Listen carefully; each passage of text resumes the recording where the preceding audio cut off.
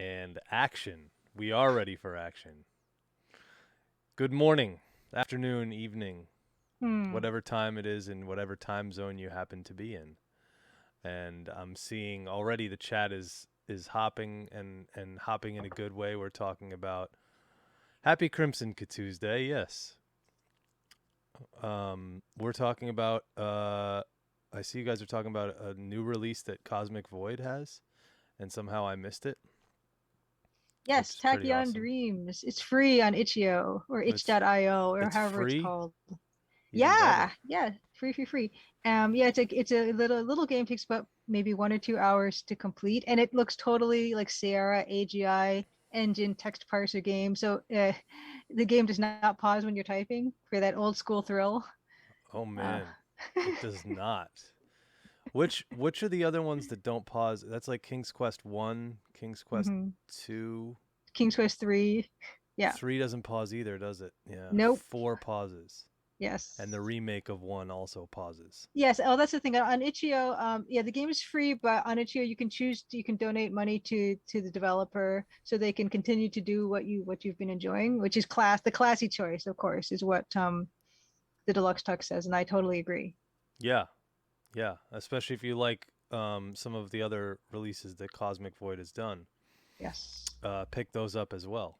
Yes, absolutely. The corruption within was scary. Yes. I bought it. I haven't played it yet. Haha. I played through it. It's definitely scary. It's a Cool. I good love the way good it looks. Halloween theme kind of game for Ooh, good for true. Halloween, good for October. True. We're not going to be streaming anywhere near Halloween. I was looking because I was thinking, should we do anything special for Halloween? And I can't think of anything because we're actually the stream date would be the closest one to Halloween is the 26th, which is not close at all, and then the one after that is the second. So And the 31st is a Sunday, huh? yes, so You never know. We could always decide on something last minute. Maybe a special Halloween stream for a short time or something. well, maybe, maybe, Maybe. maybe, maybe. Maybe not. Yep. Corruption Within is a very atmospheric game, great for this time of year. I think Hmm. it's a good October November type of game, fall game. I don't know if it's specific as to what time of year. I want to say it's in the fall that the game takes place, but it could be still summer. I'm not going to make too many spoilers or talk about it too much because I don't want to give anything away, but um I don't know. I don't know what time of year it is. Maybe I, I Cosmic Void can tell us. I put the Steam link down there if anyone wants to check it out. The Corruption Within is It is very well priced. It's Canadian 11.49, so that's very nice indeed. Yeah, Um, and Blahouten says any day of I pick any day of the whole month is Halloween. That's how we do Halloween now, I suppose. I like this. Cosmic Void can't remember. I think it's the spring. Well, I'm not gonna say anything about it. I don't want to say it, but there's part of the game that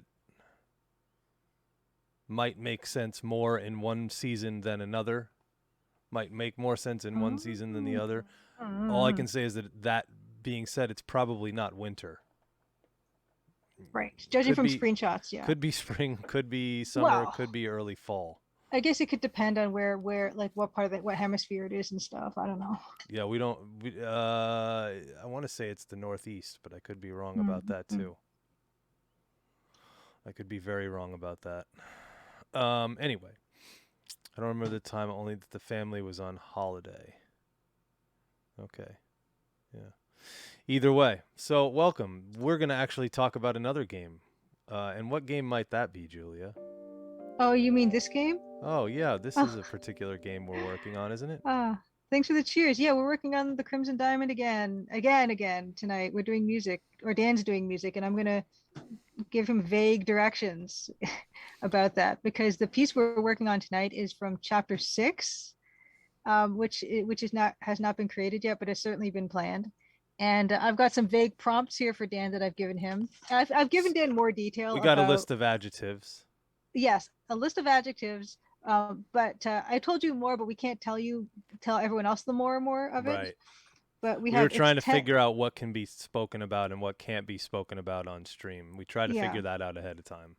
Yes. So this time it's tense exploration music, dark and dangerous, fascinating, abandoned, and unfamiliar is what we're going for tonight. A loop as well. Has to be a loop. Deluxe Tech said I had fun last week on the Steam stream. I hope you saw some wish Oh lists in it. You yes. should talk a little bit about that Oh sure, sure, because sure. it was pretty good. Yes, it was very good actually. Yes, so I was in Steam Next Fest last week. I did a live stream with developer commentary. I played through the first chapter, which is the Crimson Diamond demo. You can find it on Steam. And yeah, it's somehow I think someone was saying that it was like on the front page of the event or something, event main page, and there was at some point there were like 1,500 viewers, and even I went longer, so I finished playing the demo, and then I showed a couple like slideshows I had prepared. One about the mineral fluorite, which is one of my favorite minerals. I know I say that every time, but I really mean it, and I always mean it every time. And another one was about mystery books from my childhood that inspired me to make the game, and even by then we had like almost 300 people still watching, so that was really great. That's And great. I did see a bump in wish list all through the event, which is really, really, really, really good. And how was the experience streaming on Steam as opposed to Oh, to Twitch? whew. Yeah, so there's an incredible lag on Steam. It's about 12 seconds between video and chat, which is not great by a long shot. And you can't drop links into the Steam chat. Of course, none of my emojis work, and all my Nightbot Uh, stuff doesn't work. None of that stuff works. so you can't even So put a link. You can't even put a link to your own game. Well, I guess no, you can't link anything. your game is linked, sort of, if Oh, you're that's playing another it thing. through They had Steam. they had a technical difficulty, so only really people in the U.S. could watch it. So other people, enterprising individuals Wow. outside of North America, were using VPNs to watch here and there, and that seemed to be working. But yeah, and Steam did acknowledge that technical difficulty. They sent me an email saying, "We're sorry about the technical difficulties between this time and this time. Your stream was affected. If you want to do another stream, before the end of the event, you can go ahead and do that." Because at the outset, the event you were allowed to do a maximum of 2 streams, but because ours kind of got messed up at the beginning, they said I could do another one. I didn't, but it's nice that they had acknowledged that and offered it. That's a big issue, especially being somebody who's located not in the U.S. Well, I don't know. Maybe Canadians would have been okay. I don't actually remember what the Canadians were Oh, saying about okay. it. But Mousimus yeah, is Mouse saying Miss we was had there. Yeah. VPNs. Where's Mousimus? Mouse Miss is not. Is I thought he was in one of them Dutch places like Belgium? Holland or Belgium Holland? somewhere. I don't remember. Sorry, Mouse Miss. My brain is not working so good. I've So been staying up too late every night. Europe, you had to Oh, you're in watch. Japan. Okay, Japan. Oh, Japan. Okay, How could I not definitely remember that? Jeez, I'm so one of them sorry. Dutch places. Not even close, even. My God, I'm so sorry. Yeah, Yeah. it's the Dutch area of Japan, Yes, it's the Dutch Dutch town. district, the Japanese district of Holland. Little J town. Yeah. Exactly. So Deutschland, Dutchzerland, Dutcherland. something. Dutcherland. We don't know how to pronounce it. Oh, Deluxe Talks. I'm glad you loved the mystery book segment. You can see by the bright colors that were in it, they do kind of look like EGA almost. So yeah, something I grew up with. So we're here again. We're happy to be here again, streaming, and we're going to be doing some music. But I don't know if you guys remember the last stream we did was probably almost a month ago, right? 3 weeks ago, a month ago that we did Hmm. together. And we were talking about maybe doing a news segment, which we actually didn't talk anything about today. Right. One piece of gaming news I thought was kind of cool that I just did want to bring up briefly, and maybe we can talk about it because I think it's a cool console, is that the Nintendo Switch OLED console was released this week. And it doesn't actually seem that there's a crazy shortage like sometimes people think there's going to be a crazy shortage of consoles. Like you're seeing scalpers sell them at inflated prices, but I don't think there's actually a console shortage at the moment, which is kind of a good thing. Was there a huge demand for it? There's so it's a Nintendo console, so pretty much there's always a huge demand for any Nintendo console, but I think the OLED announcement was kind of a disappointment to a lot of people because That's what I got the impression of. Yeah. they expected something to be improved Hmm. over the previous hardware, but there's actually no difference. There's no improvements. I think the battery life might have changed. Um, but other than that, there wasn't really any major improvements other than the screen being kind of like swapped out for a different screen. Uh, Battery life versus normal. Let's see. Oh, here we go. This is well, maybe we can call this article up. Sure. Shut off the key cam. This is a Aha. Nintendo Switch OLED model versus Nintendo Switch side by side comparison. Huge screen improvement, slight upgrades everywhere else. Okay. 7-inch OLED display. Right, because there's actually 3 or 4 versions of the Switch depending on how you calculate this. There's the Switch Lite, which is its own thing. Yeah, There's the yeah. original launch model of the Switch. Then there was a Switch V2, which was not really a revision much at all. And then there's this one, which is the OLED. Let's see.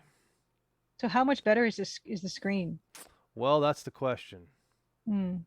And is the battery life 2017. improvement due to the screen improvement, or is it a new battery?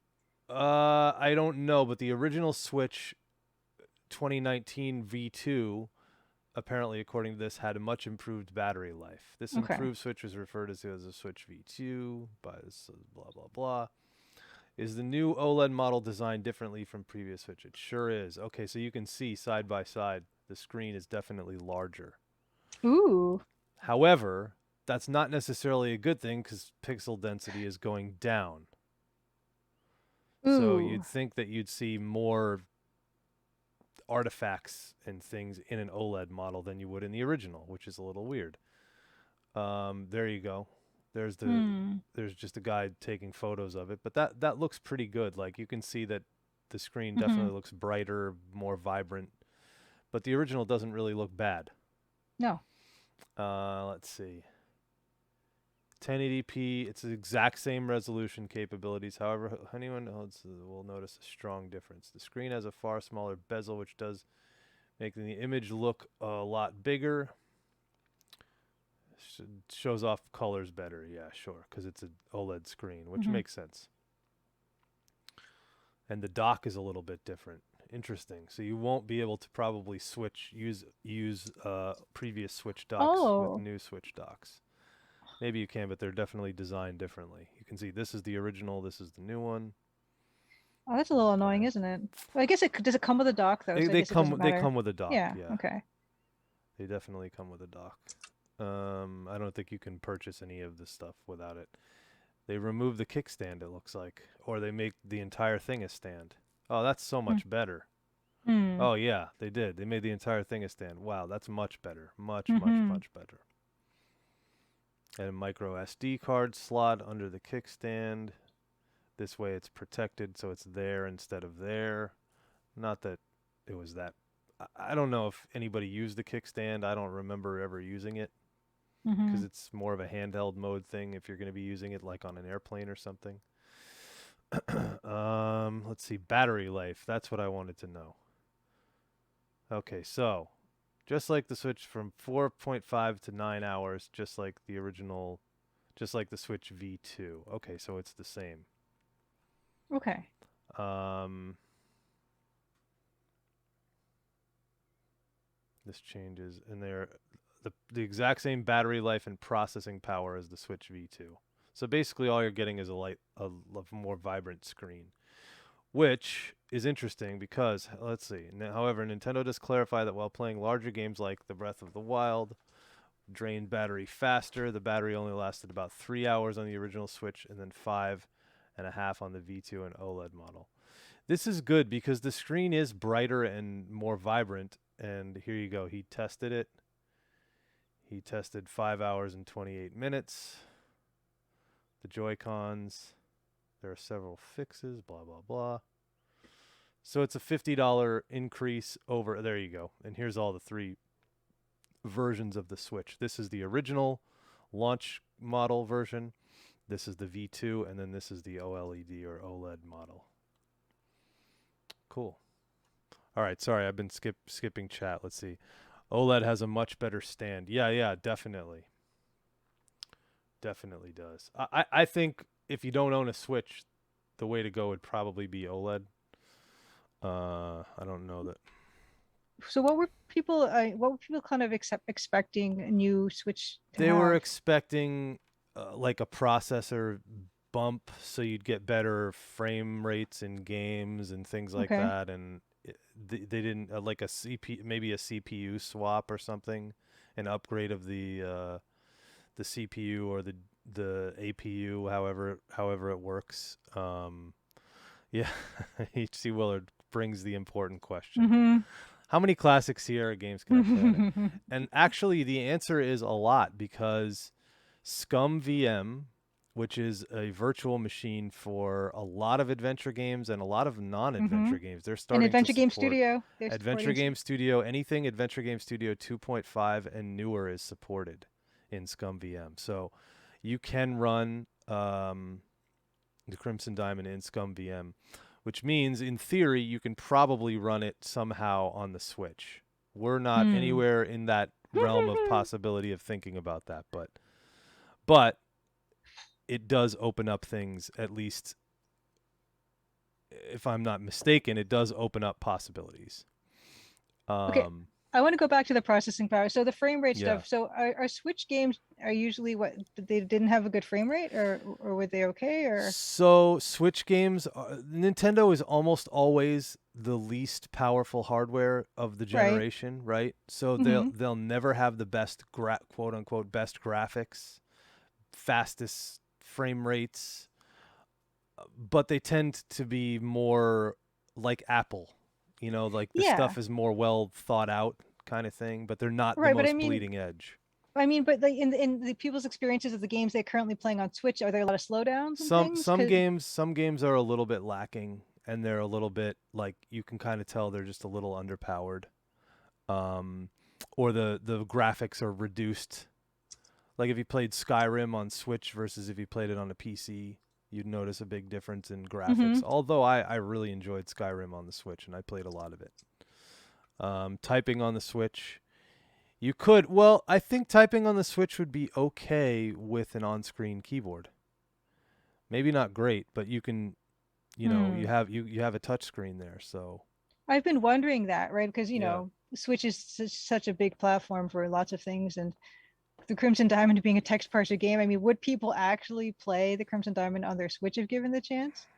Or the other question is, and it's a big question, probably a bigger question, might even be more work than porting it, is making the Crimson Diamond into some kind of point and click. Oh God. Right. So that's the question.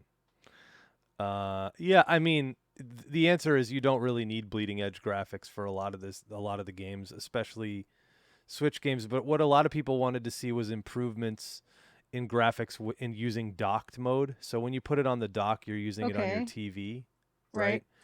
And that they were hoping to see, like, maybe a 4K thing or a 2K resolution because these max out at Okay. 1080p. Gotcha. And what people are looking for now is 1440 or 4K or whatever. And Right. all of the PS5 and the Xbox Series Mm-hmm. X are all 4K capable. Although it's still a reduced 4K because you really need a ton of GPU power to run anything in 4K. At that Okay. resolution is just so high at any kind of reasonable FPS. Huh. So Huh, huh, it huh. gets Okay. weird, but you're talking about bleeding edge, graphical games and things that run at 4K. Um, for a while it was Cyberpunk. Everybody wanted Cyberpunk to be the the masterful, graphic thing that it could have been or it could be. And Mm-hmm. if you watch the shadows running, it's like embarrassing. The running shadow in Cyberpunk is kind of a joke. Anyway, but yeah, this is the piece of news that interests me for this week, and Right.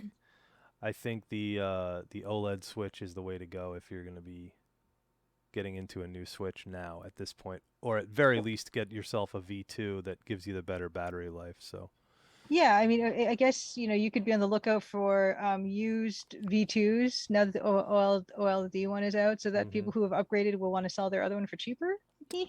Yeah, I mean, the other thing is this, and this is just a guess. Okay. It's almost holiday season for shopping, right?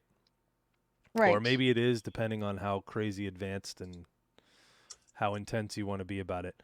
I would say around holiday times, these are going to be harder to get than they are right now. Right Right. now, they're kind of difficult to get, but not too bad. Not like Hmm. PS5s at launch, not like Right. Xbox at launch.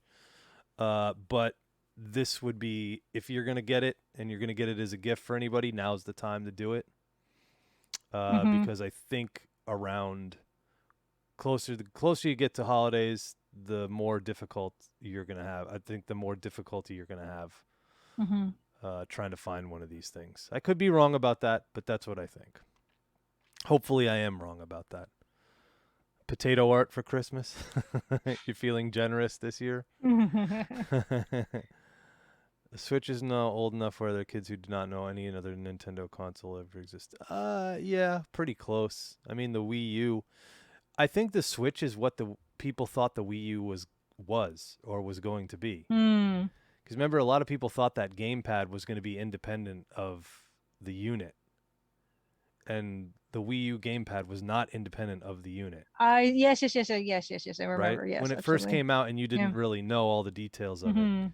you're like, Hmm. "Oh, that gamepad, you need that box to run the gamepad?" It's like, Yeah. "Oh It, yeah, it was you do." strange. Yeah, It it was was strange. strange. And then the Switch is like, "Oh yeah, by the way, here's the Wii U without the Wii U box. You can and we're going to give you Wii U games because Mario Kart 8 was one of the launch titles, I think." Hmm. So, or those who grew up with the Wii and it's retro to them. Yeah, the Wii is kind of retro. That's 2006, 2007. Uh, PS2, Xbox 360, not Xbox 360. Yeah, no. Original Xbox. and I think we've asked this before, but I don't think those graphics are considered nostalgic. Like, do people get nostalgic for that generation of graphics? No, I don't think it has the same appeal as 8 or 16-bit pixel art. I think people really get nostalgic for the 16-bit stuff. I mean, you had big games using it like Octopath Traveler. Mm-hmm. Um, I can't think of any others right off the top of my head, but Octopath was a pretty huge one, and they even went all out in terms of some of the music and to really kind of recreate that Chrono Trigger Final Fantasy 6/3 feeling. Mm-hmm. The play date, yeah. Who was saying something? That's more your territory, Julia. Yeah, yeah. So I did put a pre-order in, and I'm in the first batch of pre-orders that are supposed to come out late this year. So yeah, we can definitely have a talk about that. We'll be able to see it, Um, right? We'll be able to show it off yes. on stream. I mean, we can Yeah. show off the one you have now on stream, technically. Yeah, but I can't show you anything that's on it, Right, right, right, right, unfortunately. right, right. But yeah, I could show you the unit. I've got the USB charging cable right here, but I don't have the unit down here with me right now Oh, at that's this okay. moment. But it's yellow That's if you okay. if you want to see it. But yeah, yeah, yeah, we can definitely talk about the play date when it comes out. And before I forget, tomorrow I'm doing a talk that'll be live streamed on YouTube at IG. Hold on, I'll put a link down Yeah. in the stream chat. It's called International Game Developers Association Twin Cities chapter. I'm doing a live stream talk on YouTube. So if you're there, you can like ask questions and stuff. I'm doing a presentation on the practical magic of pixel art. Sweet. Um, Yeah, I saw that. And you're doing it. There's another person giving a talk as well. yes, yes, yes, yes, yes, yes. Yeah. So she's hold on. I'm gonna just call that up that event Lexi and something art. I saw her Twitter handle was. IGDA Twin Cities. Yes. So I'm gonna just grab that and just read you guys out, my guest, the description of the event. But events. Okay, here we go. Oh wait. Um, okay, so Alexis Johnson is giving a talk on creating a three-dimensional town for a 2D game. I don't know. Should I just read the whole thing? Sure, why not? Okay. Alexis Johnson. Okay, think of the most iconic locations of your favorite video games, be it a dungeon, a home base, or an evil lair. Do you ever think about how those settings were made? In our upcoming fantasy RPG, we hope to have a home base as memorable as the best of them in a town called Rauschenberg. Join Alexis as she discusses everything from the design and decision-making process to the tools and techniques used to bring the town to life. Alexis Johnson is a jack of all trades in art. She got into making games in 2017, where she made a card game with her friend Zach Storch. Taking the same property they created for a card game, Alexis and Zach decided to try their hands at making a video game, which this presentation discusses. We're not making extremely large and complicated assets. Alexis enjoys illustration, isometric drawing, sewing, embroidery, and recently got into lino cutting. And there's actually an Eventbrite, so if you guys want to check out what the event looks like, there you can register on their site for it, but I don't think you need it to go to that YouTube link that I have. But if you want to read or review like who Alexis is, and there's a link for her Twitter, and a link for her Instagram. You can check that out. And mine is the practical magic of pixel art. Pixel art is sometimes seen as nostalgic, a visual throwback to a time when technological limitations dictated game aesthetics. But thanks to hosts of artists and indie game developers, it's never been more popular and celebrated. Low resolution, limited pixel art may seem restrictive, but its constraints can be efficient, approachable, and creatively liberating. And this talk will cover a very brief history of pixel art and its predecessors, tips and tricks for effective and beautiful pixel art, and examples from the past, present, and future. Julie Minamata is an indie game developer, freelance artist, and art director based in Toronto, Canada. She's currently working on the Crimson Diamond, Solo, Space Warlord, Oregon Trading Simulator, Witch Strandings with Strange Scaffold, and Recommendation Dog for the Playdate with Sweet Baby Incorporated. Julia streams game art and music development with composer Dan Policar weekly on Twitch, Tuesday at 8 p.m. Eastern. She also loves giving talks like these. So those are the two events that are happening. So that's from 7:30 to 10:30. I think Alexis is going first. So I'm not sure exactly when my talk will start, but sometime within that time period. Cool. That sounds Yeah, pretty yeah, good. yeah. And what is it? It's just it's a live stream event. You can just watch Yeah, on the YouTube. I think you should on just be able YouTube. to just if you go to that link between 7:30 and 10:30 Eastern, so kind of around the same time as we do our stuff, then you'll probably catch it. Same kind of YouTube kind of has similar issues, I think, to Steam, where there's a bit of a delay. But I think it'll be a better experience for you than Steam. I hope. I hope so. I've done live streams live streams via YouTube, but I've never hosted one, so I don't really know what how that goes. Yeah, yeah. So, not to change directions on us, but let's get into some music. I'm writing 10th track. Can we say what chapter this is from or no? We did. We did. Okay. Yeah, so it's chapter 6. Chapter 6. Right, you did. Yes. And you said you just not developed. You haven't actually developed chapter 6 yet. You haven't Well, I've started designed work on it, and I've got the broad strokes for it, but I haven't actually made it like coded it and all that. But Do you have the art assets for it? I reuse a lot of art assets. Right, So you're still walking around the mansion and things like that. As lodge, yeah, excuse me. yeah. So I mean, there might be some new character animations here and there, but for the most, it's basically reused stuff at this point. So hopefully it won't take too long, is what I've been saying through this entire process. So Oops, I don't want to import audio from there.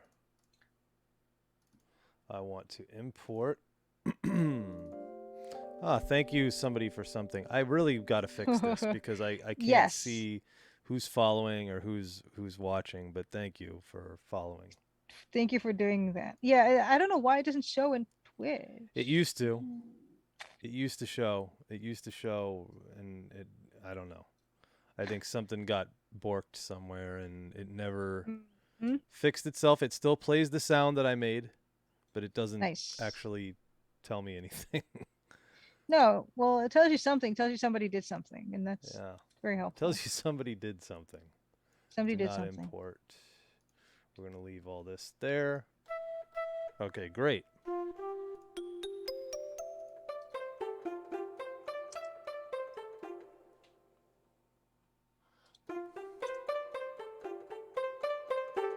Okay, the MT32. Can we hear the MT32? Yes, I can. Thanks, Just to Jeffy. or just HFY. I don't know how to pronounce things. We can't pronounce things Gestography. anyway. Yeah. No. But yes, either way, thank you. New animations like when Kimmy sprouts a magnificent set of wings and learns to fly. Yes. It's like the Icarus wings in Toe Jam and Earl, Part 1. This is actually a Toe Jam and Earl clone. I should have. The J's are silent. Yes. Us the Effie. Yeah, this is a Toe Jam and Earl clone, so there'll be a lot of tomato throwing, a lot of bucks getting. There'll be a lot of use of the mailbox. Yeah, so we're going to have to do this without reference music, but here's what I've suggested to Julia earlier today. Since we can't reveal too much about this, we could do that, Deluxe Tux. We can't reveal too much about this, but what I was thinking is let's list those adjectives again that we were thinking about. The only one I wrote was tense, because I think tense was the one that just stuck out to me the most. Tense, exploration, dark and dangerous, fascinating, abandoned, and unfamiliar. So does anybody have any musical suggestions of music that might fit any of those particular references? And game references would be good. I think what I'll do while you guys are thinking, hopefully, I'll set up, this would be a great opportunity if I was able to put those adjectives in the chat, if you don't mind, because it would be nice if I could just like write them up there on the screen, but I'm way not that advanced. What I'll do is I'll try to set up some of the sounds to give us that dark, tense, but yet exploratory vibe. Wonder, is that another good?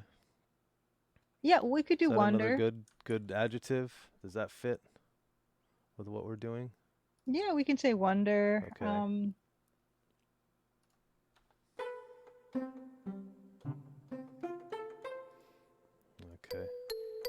Okay. I guess we can go to our stand by the Kobold Cave, which is always the Kobold Cave. Yeah, that's a good one. Kobold. I don't know how you pronounce them. Quick to the thesaurus, yes. The Muppet Show theme song.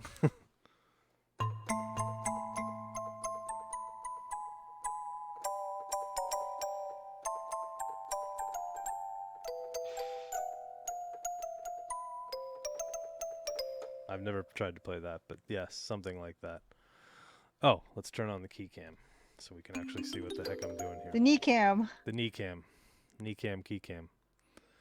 How about the chase song from Phantasmagoria? Ooh. I was actually wondering if we could pick something from one of those FMV type things that I was thinking. The Hero's Quest cave theme, yeah. Let's look at... Oops, I got to put this on the other computer. Let's do that. I don't want anything too frantic. For this piece, it's something where you have to move carefully, so you can't just race through something. You kind of have to be careful and pick your way through. And okay, fair. Can I see my own chat and my own channel? Let me see. Yes, beautiful. Okay. I have Cosmic Void Suggestion called up now, so we can go back to the composing.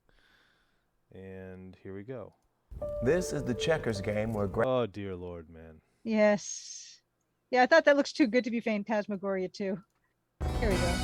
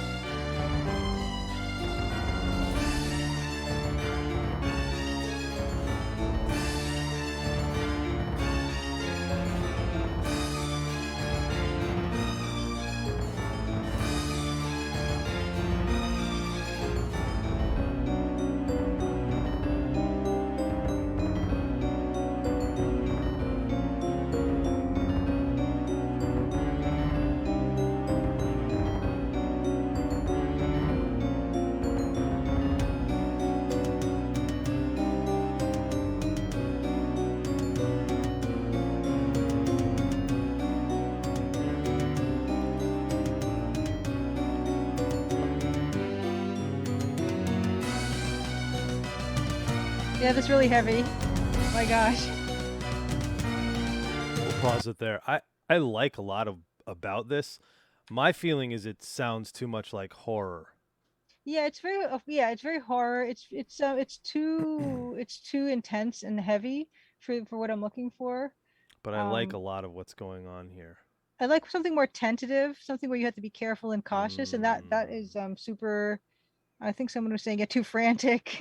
So there's been a couple votes for Laura Palmer's theme piece of Okay. music, but called the Katsi, I believe, which was in I can't remember. It was in a This is from movie. Twin Peaks. Um, This is the one here. Laura Palmer's theme, I suppose. Yeah. FF9, Brandbal, Soulless Village. Let's try them all. Let's try Yeah. them all. I already love this.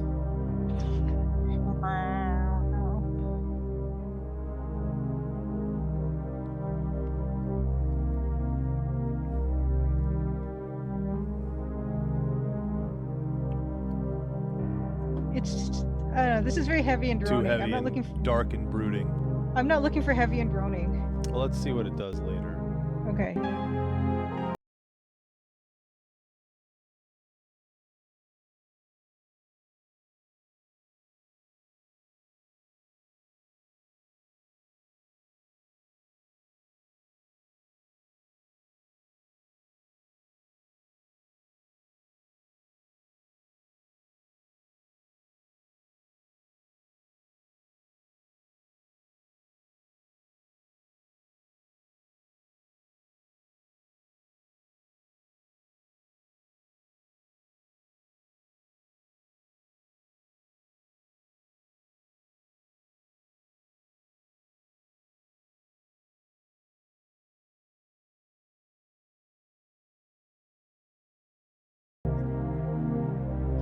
And then it goes back to the A section, and then this is a C section.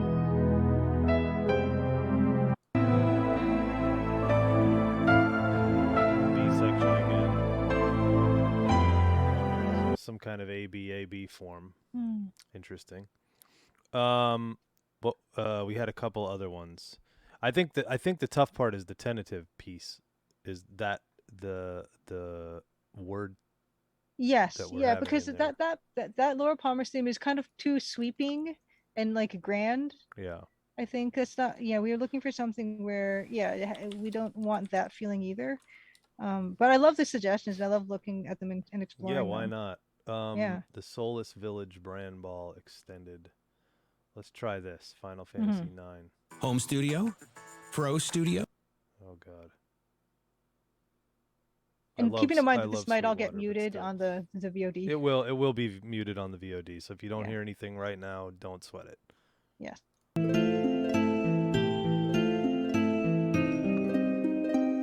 It's more like it. Exploratory. Mm-hmm.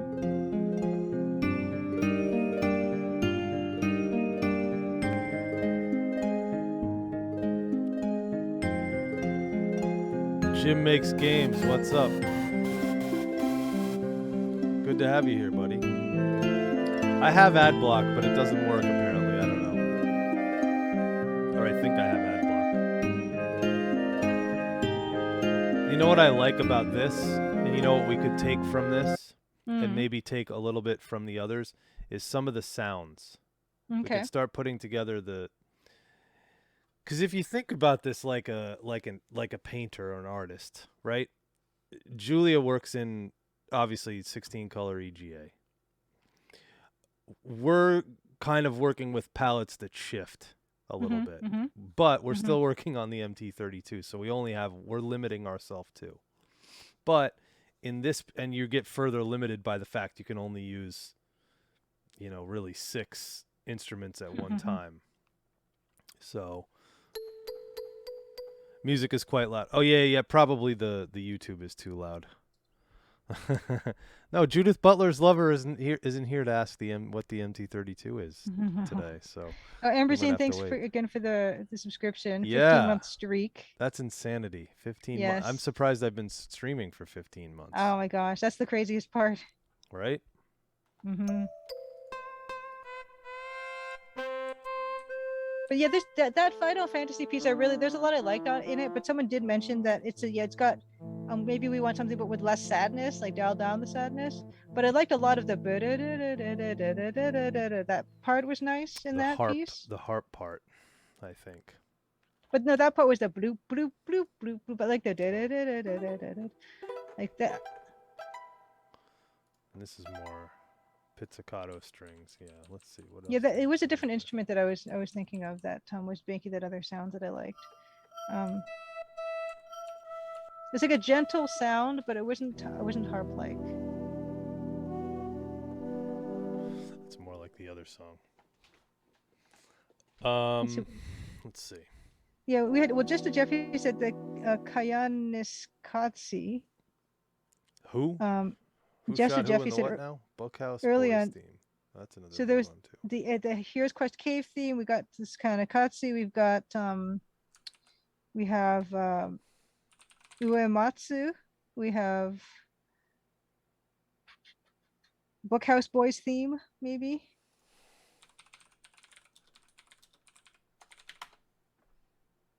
Oh yes, Philip Glass did kind of. Yeah, I find Philip Glass can be pretty intense to the point of I can't listen to it while I'm working because it's stressful. I think that's because he's so repetitive and he builds on things so much that I get that. What's up, Video 199X? That's a cool name. I like that. The Hours, I'm going to make a cake piano. Deadly Premonition. Underground, interesting.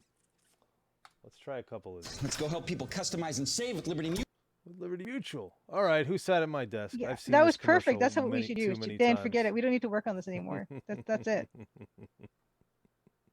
I just want a loop of someone saying Liberty Mutual Fund. Oh God. Skip that. That'd be pretty scary.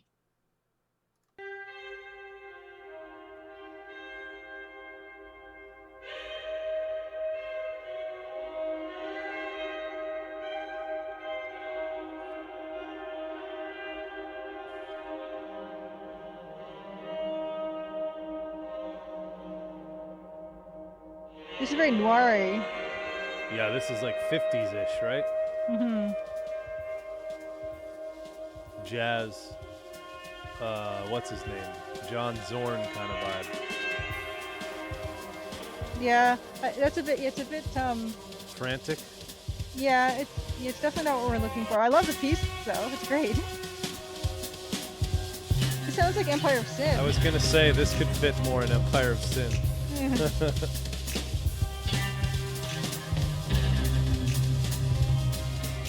It's great though. It's amazing. That's interesting.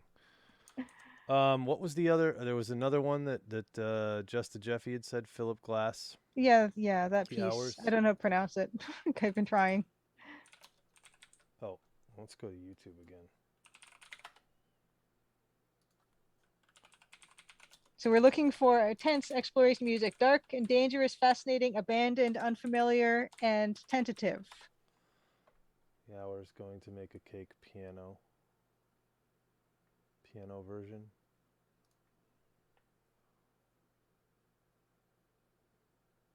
Here we go. This part.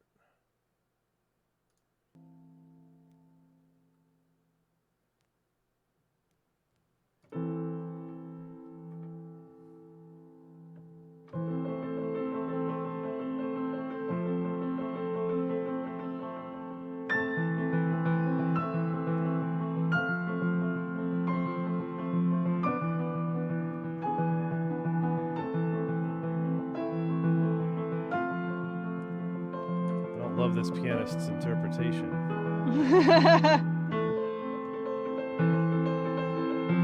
And the piano's out of tune. Oh no. Let's try somebody else's version. There's parts of it that I do like in terms of what's going on there because it's going to be a looping piece and I want it to feel like tentative to me and also like you're trying to figure out how to go about things. So I like the continuous aspect. I don't know. But too fast. That one's too fast. Yeah. What tone? What's the tone the song's going for? Well, the tone is some of the descriptive words we used before. Dark, Dark and dangerous, tense, dark, dangerous, tense, fascinating, abandoned, unfamiliar, tentative. but yet exploratory. Yeah, so we don't want anything too sweeping and grand and not too frantic. It's something you have to be, it's like being really careful. Um, like watching your step, but having to get through something and having to really pay Well, attention. so far, what we like the best is this Final Fantasy IX. Yep, right? yep, This that is the piece. Okay, yeah, if you closest. play a little bit of that again, because I Let's want play to this like there's again. particular parts in it that I quite like.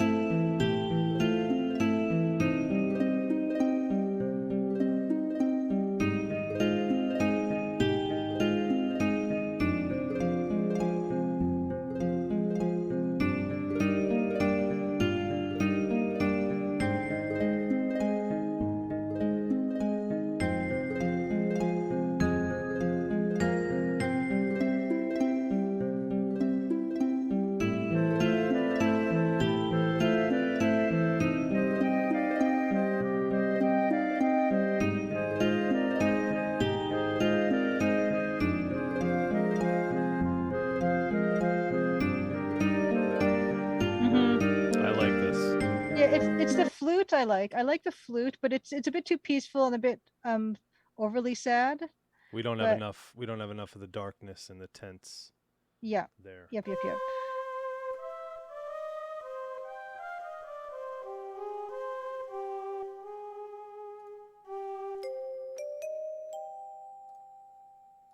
I always love the marimba. Is that the marimba?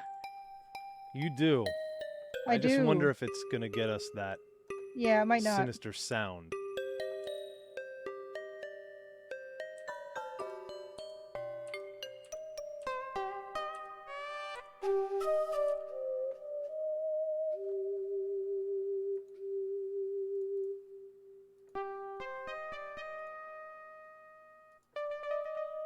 Some of those are nice. I like some of that stuff.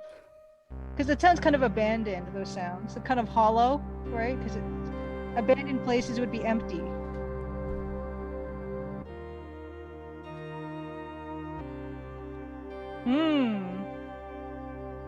Those are good sounds. Yeah. I wouldn't want it to get too high because it's kind of not that kind of piece. Yeah. Maybe occasional bits here and there, but even the harp in that Final Fantasy piece was too much. Maybe occasional bits, hits of that, but not much.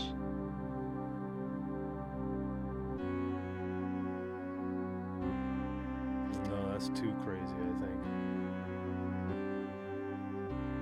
It's all right. What I'm trying to think of harmonically now for the nerds like myself, I'm starting to think of not chord traditional triads. I'm trying to think of it in more of like using the 9 or the 4, so like sus kind of sounds. Are those what those are called? The That's sus what they're chords? called, sus chords, yeah. Not to be confused with the slang that all these kids are using these days. Oh, really? I thought you were making a pun. No, I wish I was. No dad joke. No. Nerd joke maybe, but no dad joke. It kind of opens. It keeps the feeling more. The sound is more open to interpretation as opposed to it has like a defined, from the theme.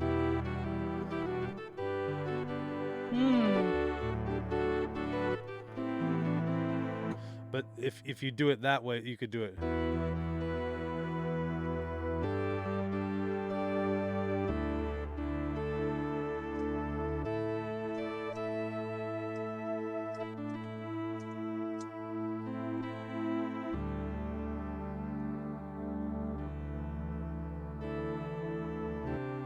So I feel like that gives it an exploratory feel. Yep, I agree. Because you're not giving it that right, like that resolution sound. You can't really. Which I don't want. You're always kind of trying to find your footing. Yes, if exactly. That makes sense. That's perfect. Yes, perfect. Harmonically. you're trying to find your footing.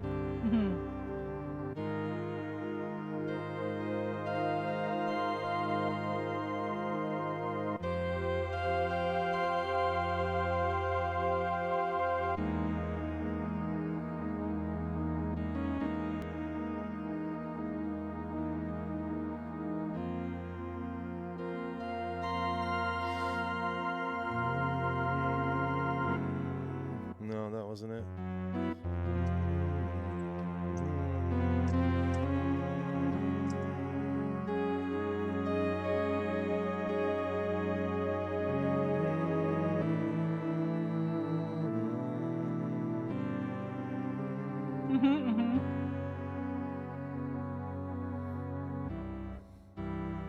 You can put in thirds here and there or triads here and there, but they have to be pretty sparing or voiced a certain way, if that makes sense. Let's see here. As long as we keep the tentative up. I need to use the washroom, Dan. I'll be right back. There's no good time to say it. No problem. Be right back. That's how we know Julia's in Canada. It's the washroom.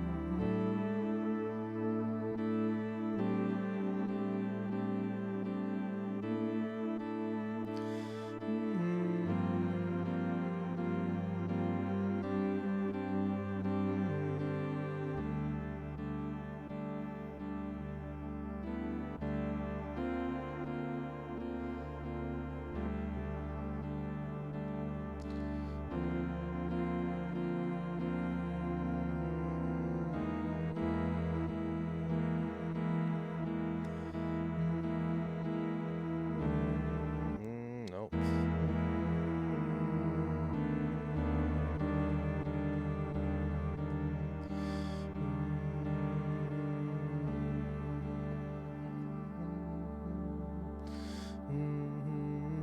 I'm trying to just figure out what I like to do initially is just had Dan humming to the game. Please, no, please don't do that. No, what I'd like to do initially is usually find the tempo of the song. So I'm still trying to feel out and get into my head what the tempo of this piece is. Channeling a bit of Glenn Gould. You know what the funny thing is? Everybody that is an improvising musician, or I shouldn't say musician, pianist, they'll all tell you to sing they'll tell you to sing your solos. But I think any improvised instrument, they'll tell you to sing your solos or sing your parts. So with a piano, you can't sing chords, but I can sing single notes. So I can sing like my parts. And I'm not great at doing that, but what I'm just trying to do is get where the melody's supposed to go so that I hear it and that I don't play something that's not in my head first. So everything should happen up here first, and then as I go on, I execute it. It comes out in the fingers. So it starts in the head, gets to the fingers, or in the ear, however the mind's ear, however you want to put it. Back. Oh, okay. Let's put you back on. I What did I turned your miss? camera off. You missed some good stuff, but I'm still trying to decide on the tempo. Okay.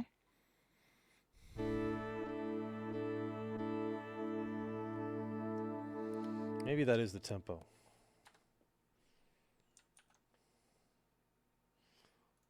If I was using my old classical music terms, I would say andante, which is a walking tempo, of course. Why does singing it help? Well, in theory, you are better at singing than having to try to figure out how to execute it on the piano. Like if you can sing it perfectly, if you can envision it in your mind, you should be able to just sing it roughly. So you're singing is stronger than your ability to execute it on your instrument, even at the highest level, if that makes sense. That's the best way I can think of to describe it. What's up, Musically Inspired? Great to have you here, man. It's honor as always to have all of you here, but it's an honor when I have other composers here. So let's see, just a bunch of mindless shredding or noodling that gets boring for the listener. Yeah, exactly. It's more immediate. Yeah, so like there shouldn't be any disconnect between the singing. There might be, but there'll be less disconnect between your singing versus when you have to execute something with your muscles, your fingers and things like that. Yes, with a U. I was about to say something, but I forget that you know, half the chat is Canadian, so I can't say too much. I would say there's people from the U.S. in this chat for sure, but the majority of them, we got people all over, which is beautiful. Yes. Jim the vampire in the UK not sleeping. Mm-hmm. Who else? I don't even know what time it is in Mousimus territory. They're 13 hours ahead. So it's in the morning sometime. It's 11 o'clock in the morning or something. 13 hours behind. I don't remember. 11, 12 o'clock. Noon almost. What time is it in Japan? I think Japan has different time zones. 10 a.m. There you go. Okay, yeah. Yeah, Japan might be too. 3 a.m. in Sweden? Oh, man. Ooh. Damn. Yeah, no, I figured almost 10 years in Japan. Wow, how about that? Wow. My coffin calls me. Vampire Jim. So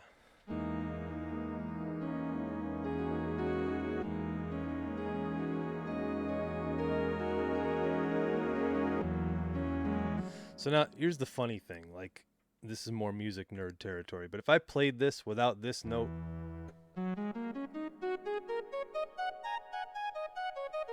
That's all the black keys on the piano make up what it's called a pentatonic scale. Pentatonic just means it has 5 notes, right? But when I add this E,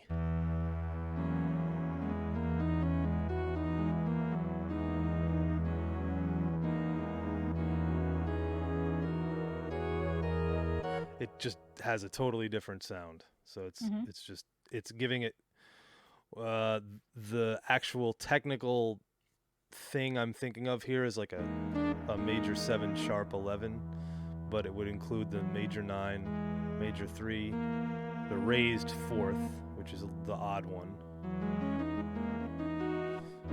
the 6th and the 7th. You could put in other notes too if you wanted to. You'd probably put in the 5th, and I don't think you'd put any. So the scale would be that, which is technically, what scale is this? Mixolydian? I kind of like that. That was kind of fun. No, that's not Mixolydian. It's actually weirder than that. It's neither. I don't know what it is exactly. Lydian? No, it's just got to be Lydian. I think. I like that. Am I right? Yeah. Lydian. Hello. So it's like a Lydian modal kind of thing, but I'm incorporating. There's a couple chords. If I'm thinking about this in terms of chords, there's an E Lydian kind of thing. There's an A minor, which has no place in that chord whatsoever, in that key whatsoever. And then everything else should just be 2s or 9s or sus, which is 4. So everything else should be open. The only thirds that exist really are in the E chord and in the A chord. So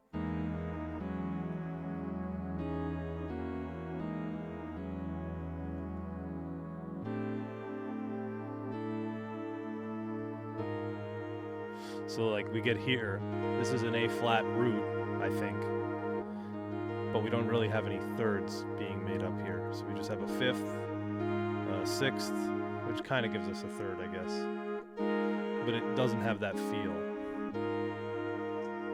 It doesn't feel like an an F chord or an A flat, D flat chord or something like that.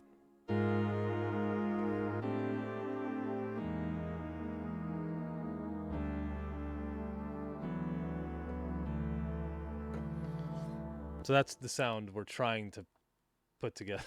I don't get it at all. I barely get it. You know, it gets weird. I just think of the sound more than I think of.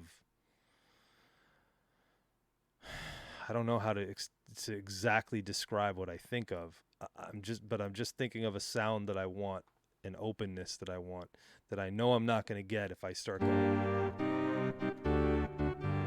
going with traditional harmony. Or even, you know,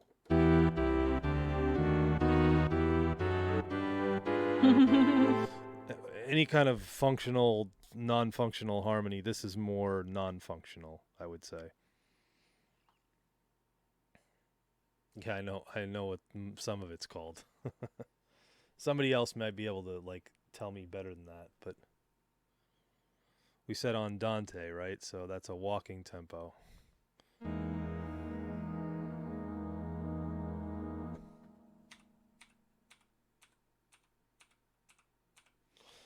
As a matter of fact, let's look it up. What's andante? Let's see what they interpret it as, because it's probably been changed. Okay, 76 to 108. So I'm slightly faster than that. I'm more moderato than andante. Maybe I should be at andante. I don't know.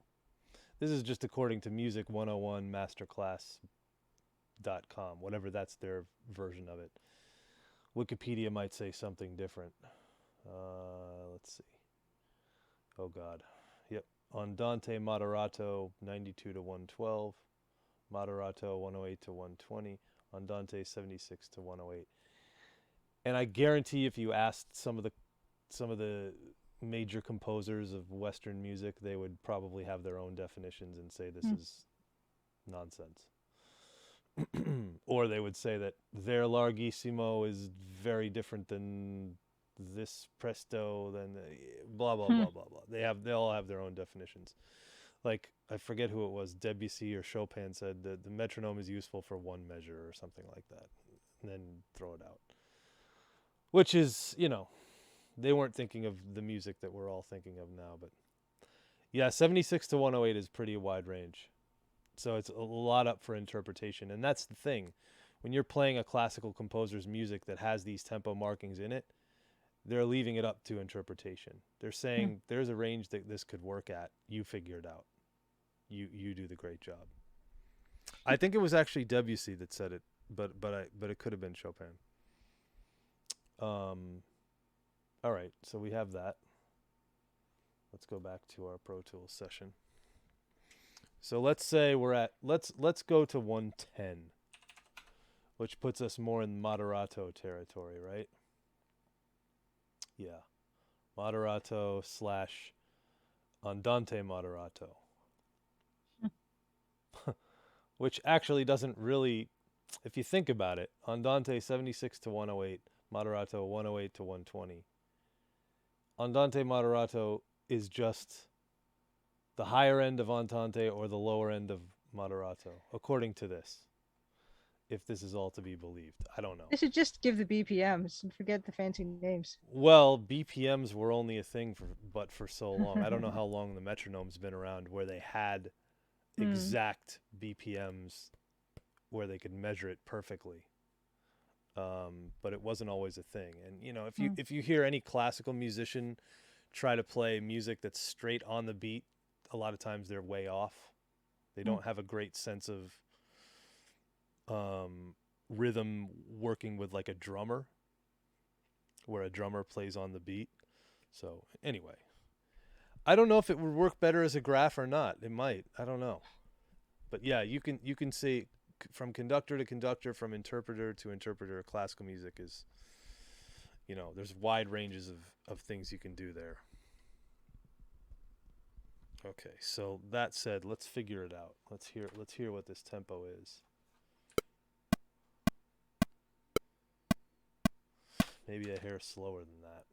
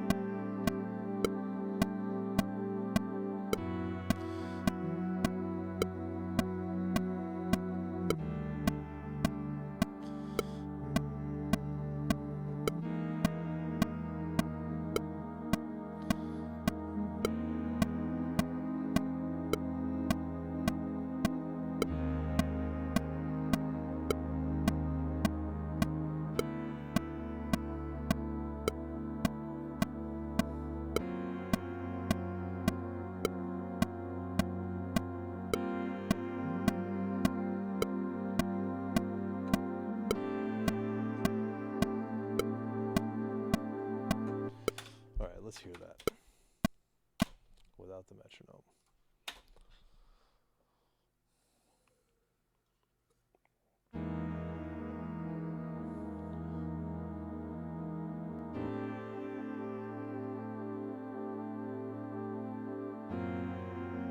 I think it's too fast.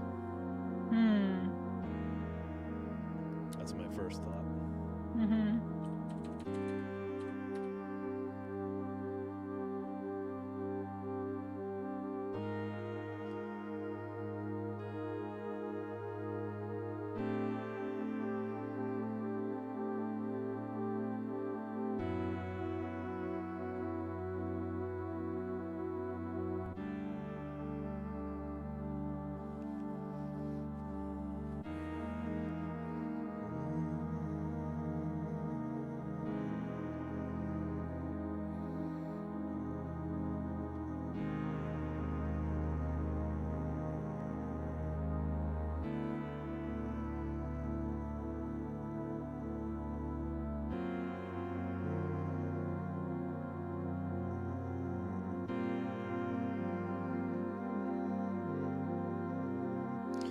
Man, it would be cool if I could use some crazy instruments on this, but it's not going to be the case.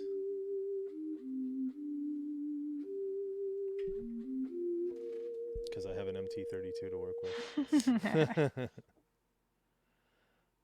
Court is going to resolve to the Colonel's bequest copyright. It's haunting. And so far, I think it has exploratory. It has some tense. I don't know if it has a lot of danger at the moment. No, there's not much danger going on, but there's fascination. There's fascination. Yeah. How about darkness? Maybe there's not much darkness, but it does feel abandoned. Abandoned in a good way. Yeah, yeah. Okay. Concern. That's a good word. Concern. Yeah. And yeah, Blaholtzen, like using some instruments outside their intended range often gives us interesting effects because we've done that before. Oof. Yeah, the MT32 isn't really one of those instruments from what I've seen. I don't know if you can even hear that. I can barely hear that in my headphones. Yeah. I mean, it's kind of cool, but you know, it's if I was trying to emulate 808 stuff and do hip hop, I could probably get this thing to work. This is going to be very hard to come up with a melody over. Oh, you know what? Let's try this.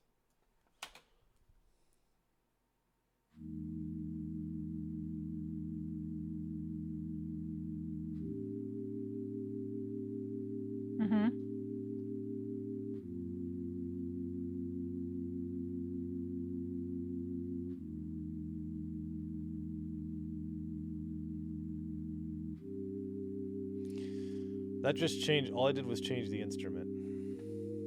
I like it. I like it too. Spooky, yeah. It might be the ocarina. What is it? It is patch 108. Whistle 1. I think this is the Space Quest 3. Ooh. Boo boo boo boo boo boo boo. I think that's Space Quest 3.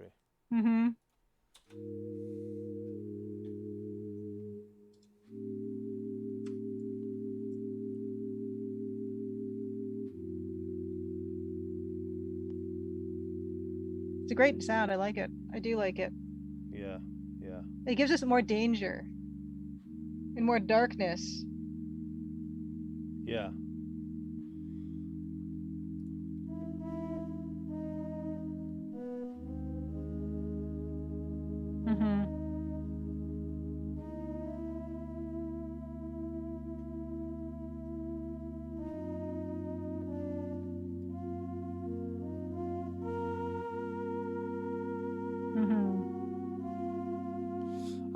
I like this.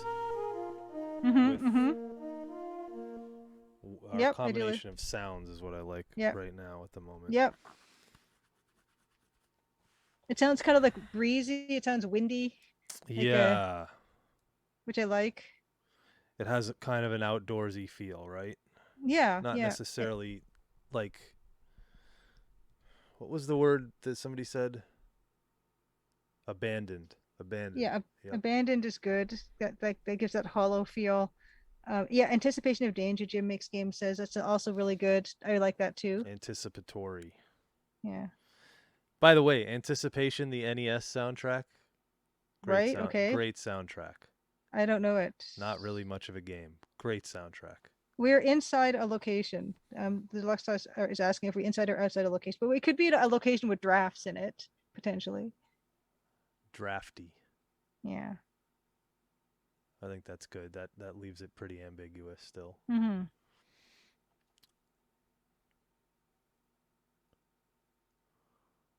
Let's see. Let me try to come up with some melodic information here, because it's going to be really hard to compose over. Mm-hmm. Mm-hmm.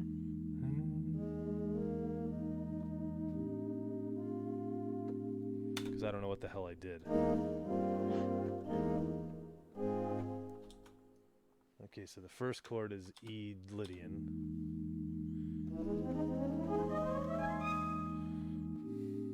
And then where did I go? Good Lord, man. I might cheat and look at my...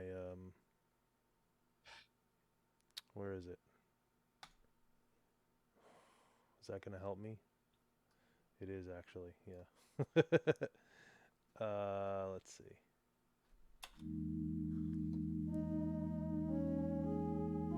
A.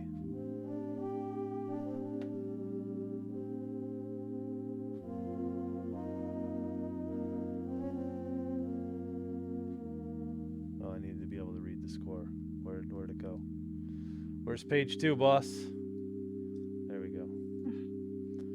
Oh, can I have it auto scroll with me? Let's see. I remember once Dan said that these things are useless, but apparently not. The score editor in Pro Yeah. Tools? Yeah. If you read music, it's probably helpful. Okay. But you see, it does weird things with like the... I don't know what the heck it's doing.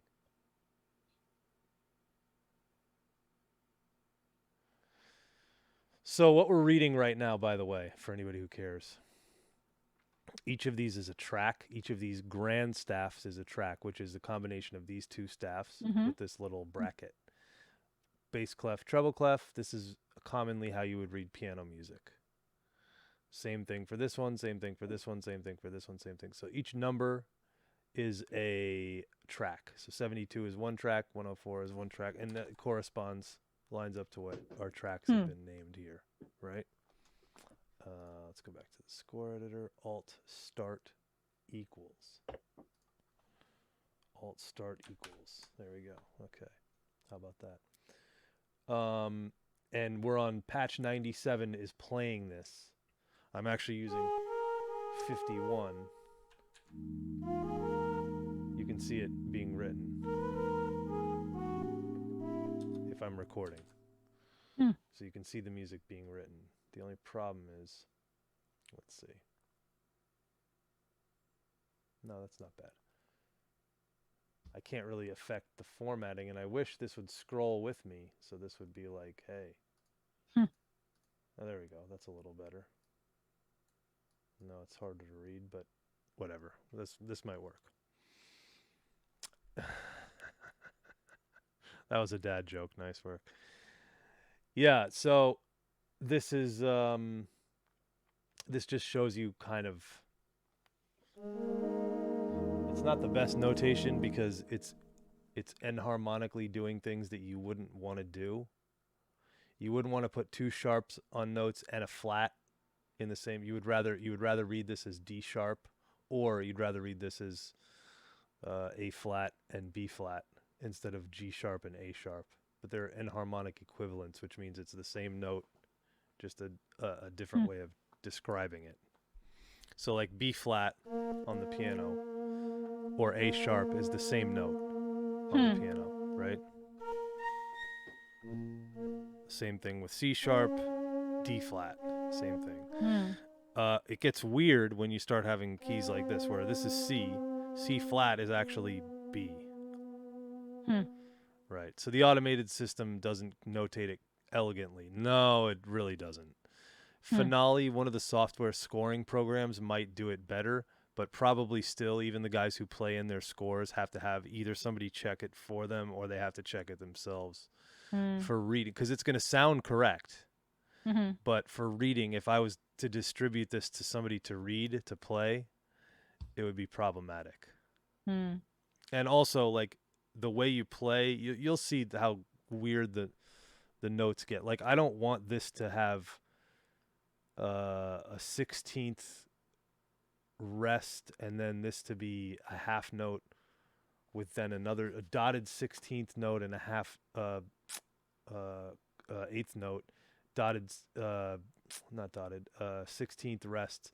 It's just really hard to read like this. You wouldn't want to read it like this. It does look messy because it is messy, but guess what, it wouldn't get that much better. Probably you're seeing it look messy and it would still look messy even when I change it. But let's try to figure this out.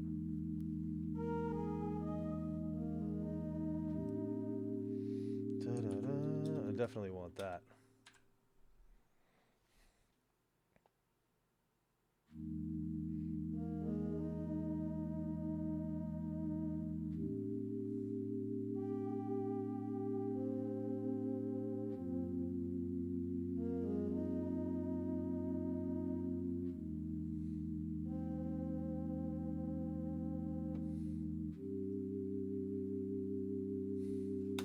Okay. Looks messy. Great score. Hi-yo. That is a good dad joke. That's actually pretty good. I'll give you that one. You didn't catch that one, right, Julia? Oh gosh. That's a Yeah, I saw it. I Lionel saw it in Messi. chat. Yes, I know. Greatest soccer player of all time. No, etc. Ronaldo is the greatest soccer player of all Oh, time. whatever. Messi's up there, but he's not there.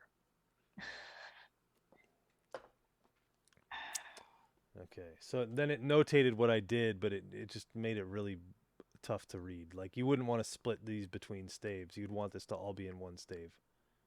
Or staff. One staff.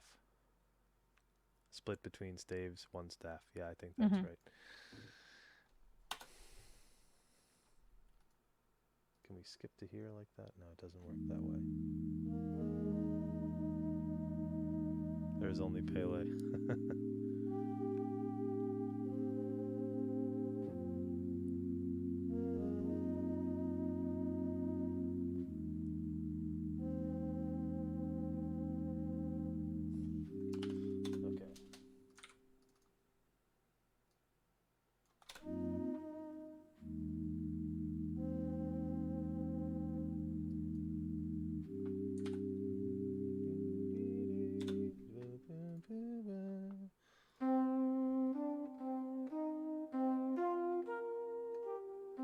Mm-hmm.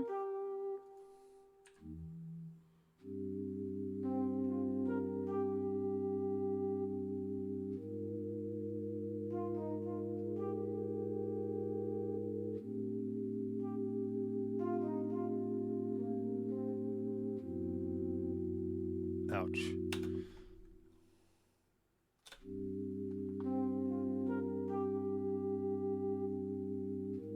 R.I.P. Maradona.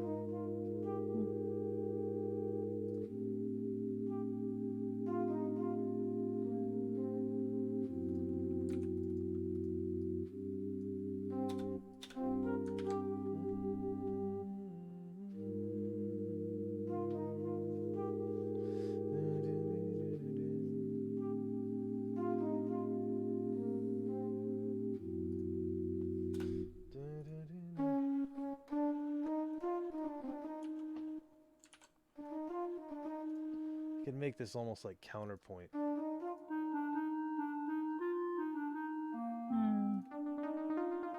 I do like the clarinet, you know me. I know. I like it too, though.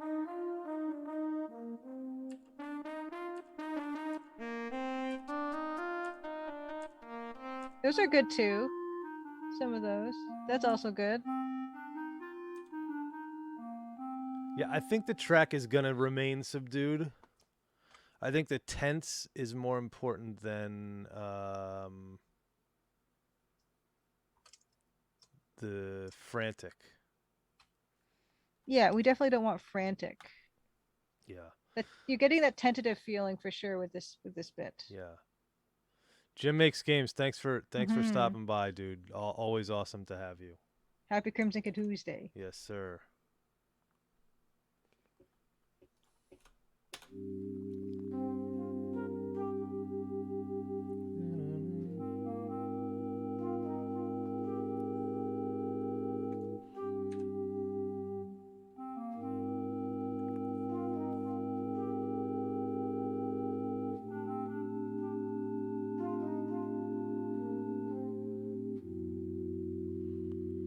And then right there, a change of some kind.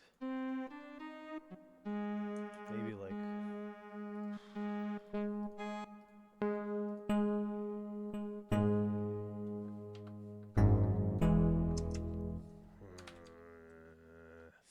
Thundercat. Yeah, Thundercat is amazing. Yeah, I didn't know you know Thundercat, man. He's like he is the bass cat right now. He's like our modern version of Marcus Miller or who else? I was gonna say like it's really Marcus Miller probably, or the guy Victor Wooten, like the more modern version of Victor Wooten from Bella Fleck and the Flecktones. But anybody who plays bass probably knows who the heck Victor Wooten is, and Marcus Miller certainly. And here I was thinking Thundercats like the No, no, no, cartoon. not the game, not the game, not the game. The game? I mean No, like the anime the or whatever, the TV show, not the a game. cartoon. Yeah, it wasn't a game. I I think don't they know. made a game or two, but there was no like memorable Thundercats video game, at least as far as I'm aware of. Like there was no real memorable He-Man video game. There was no memorable That is interesting. Thundercats game, Silverhawks game. There's not even really a memorable Transformers game until much, much later. Why is this? I don't know. They just It is bizarre. maybe they didn't translate well. There is a Transformers game for NES. Sorry, Famicom. Didn't come out here. There's a PS2 He-Man game, but that's only Europe. There was never one here. There was a Thundercats game, I think, but it's like very early, so I think I want to say it's not Atari. Maybe there was a PC one, I don't know. There's no memorable PC games of any of those either. I'm trying to think if there's even one exists. I mean the PC ports of like you're probably not even until you're really into the 90s shows like Ninja Turtles or whatever. What I about don't G.I. know. Joe? Did G.I. Joe have any games? GI Joe had a couple. Okay. Are they memorable? I don't know. There's two on NES alone. But GI Joe's had a lot of video games. Okay. Are there great ones? GI Joe has a PSP game. There's a couple of PS3 games. There's a PS4 game. Um Probably a PS2, I don't know. But they weren't the cartoon ones, right? They were based on a lot of them were based on the newer movies. But the two NES games were based on the cartoon, I think. They're not really often talked about games for the No. NES. They exist. There's two of them. One of them is, pretty easy to find, and then one of them is like a little more expensive, tougher to find. I'm thinking one is in a black box, one is in a white box. The white box one is tougher to find, as I remember. Transformers, the Famicom game wasn't really great. Yeah, Ghostbusters. Yeah, that game's pretty rough. But that was also based on the movie, sort of. It wasn't really based on anything. It was sort of based on the movie. It certainly wasn't based on the real Ghostbusters cartoon. And there was a real Ghostbusters game for Game Boy Advance, but it's not particularly amazing. the best Ghostbusters game probably came out for Famicom only, or PAL. I think it was PAL as well. So they got a release in Europe. Right. I don't know. Nobody's redeemed to show off anything, so I won't show off anything. But Ghostbusters on Atari. Yeah, I played it on PC and on Sega Master System. I think it's actually pretty decent considering, other than the last part. No, we're the Mario games. Yeah, exactly.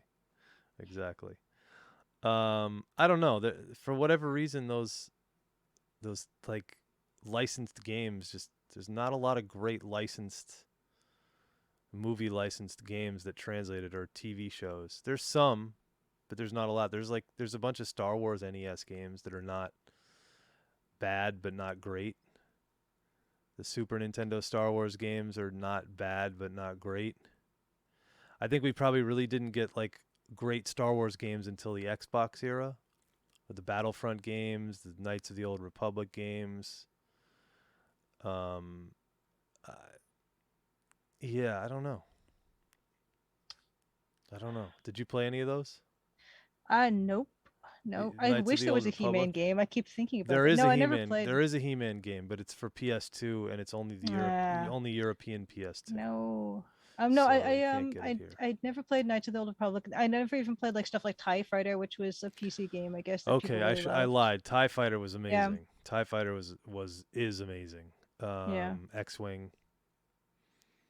Yeah, they re-released Star Wars and Empire Strikes Back, which I didn't think those games were that great.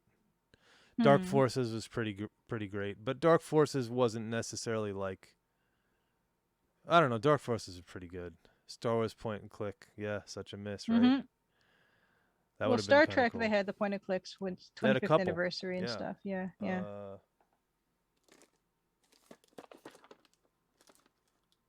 I actually have both of them. But you can't show them because no one redeemed anything. I can do whatever I want. Here we go. I'm gonna show off. This is a sealed copy of 25th anniversary. What? So, how can you tell something's legit sealed or has been resealed? You can't completely. This is probably legit sealed because it has that the sticker on top of it.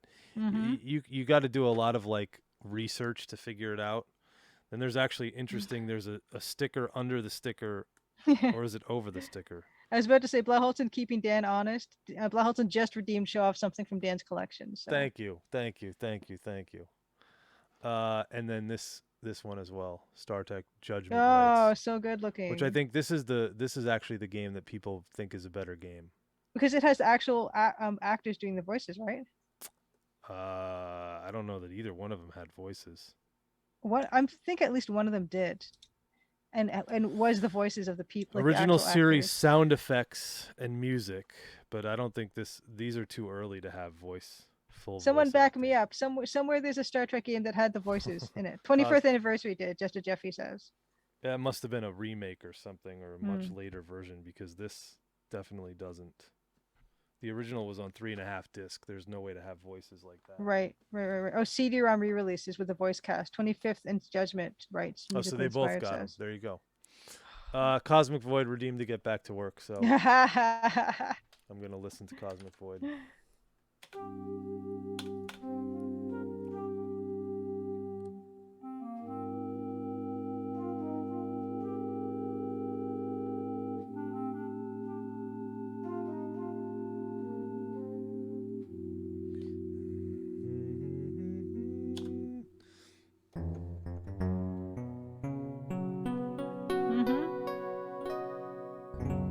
I don't want to go too.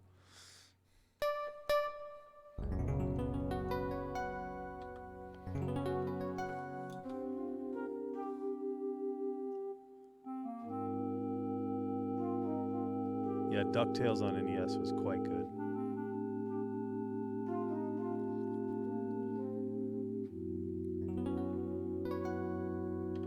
No. Whoops. No, I want that.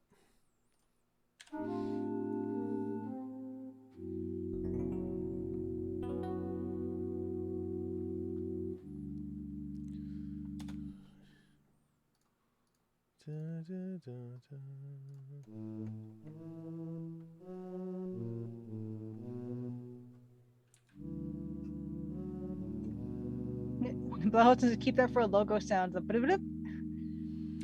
We could.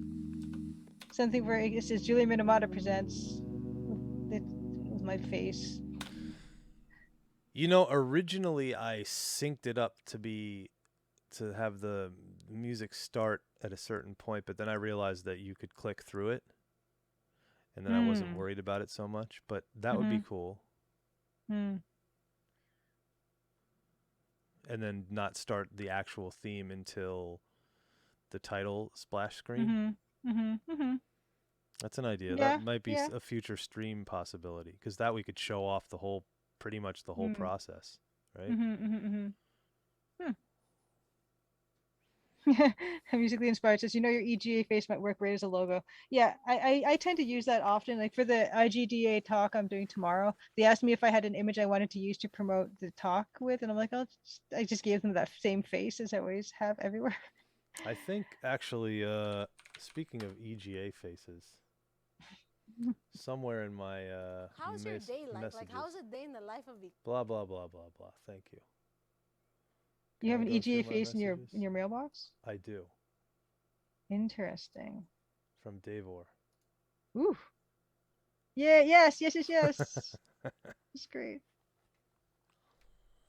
There we go. There it is. EGA face Dan. I'm also a little bit orange and yellow like you. Let's see. I was looking at that the other day. I think for something at my Romero Games, either my Slack account or my Gmail is the logo. That's perfect. I actually really love them. And when people ask for portrait commissions for like Twitter and stuff, it's great because even when they're really tiny, when you see them in people's feeds, like you can still see it as that person. It's really, really recognizable. Yeah, that's funny, isn't it? Yeah. The one you did of Augustine is really great with the Oh, background. thanks. Yeah, thank you. I'm really proud of that one because he did want that kind of vaporwave kind of aesthetic, and I think he did pretty well with it. Yeah, and that's actually in my pixel art talk that I'm doing tomorrow. So I put a lot of that stuff in there. Davor says, I hacked that together in 10 minutes as a joke. I could make you a better one. I don't know. Do you need to? I don't know if you need to. I like the it. thing, like with mine is the first EGA portrait I ever did, and I've gotten much better at doing them. And I probably spent the least amount of time on mine than any of the other ones I've done subsequently. So, should redo mine. I got the hat on still, too. That's funny. That's the best. And the deathmatch shirt. But it was only my head, I guess, in the other one. And chunky pixels are the best. Yeah. They're the absolute best. Davor, I won't stop you. You do whatever you want to do. but don't feel obligated. Okay.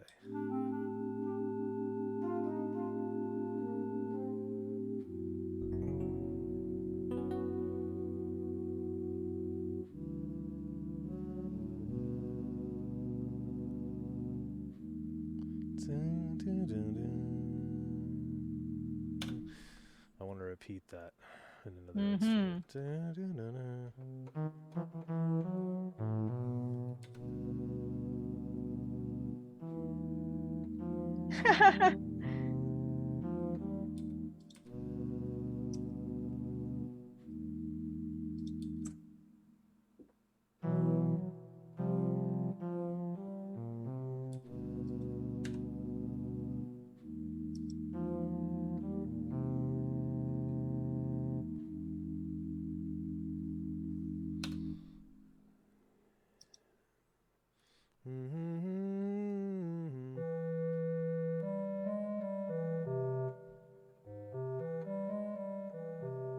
Yeah, it's definitely kobolds. I love that sound though. It's the best.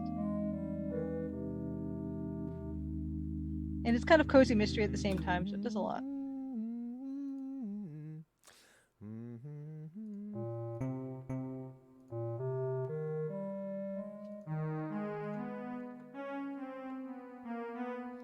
That's got a different sound altogether.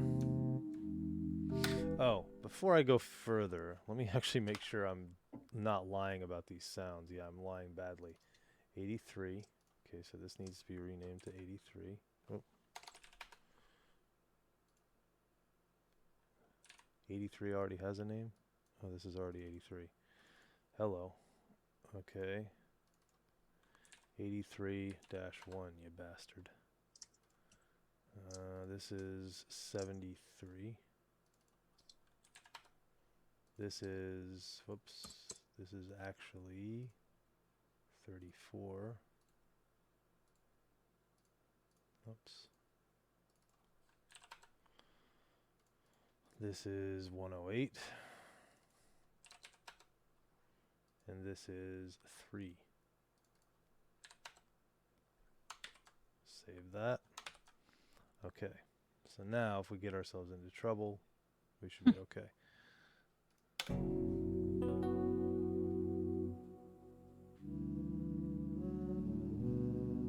Yeah, I can hear the Close Encounters sound in that. Holy Maximus.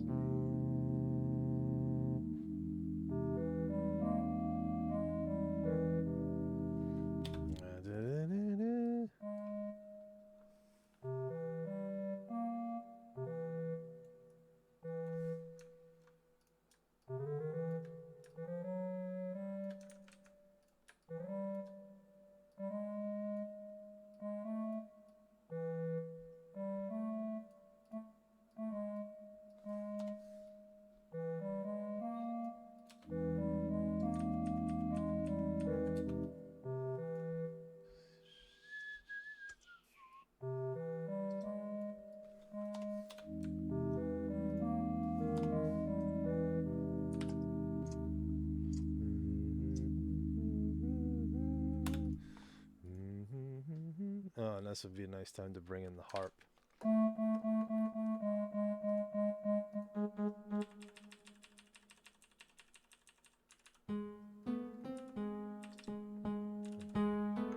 Or guitar, it could work.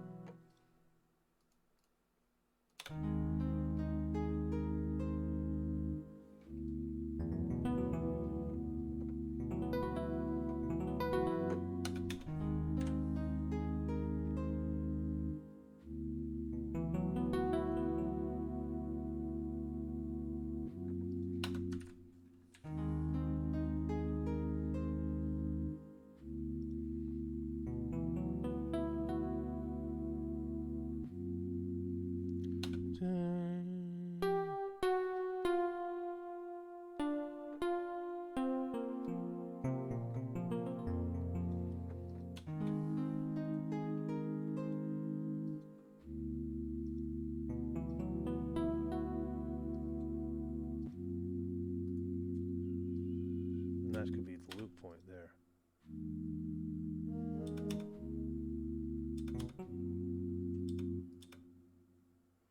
How long does this piece need to be? Could be long, right? It could be, yeah. Yeah, as long as it loops. Well, it can always loop. I'm thinking, like, is it 3 minutes? Is it... Yeah, 3 would be fine. Because right now we're at, like, 1:20. So we're, like, half-ish way there. Ish.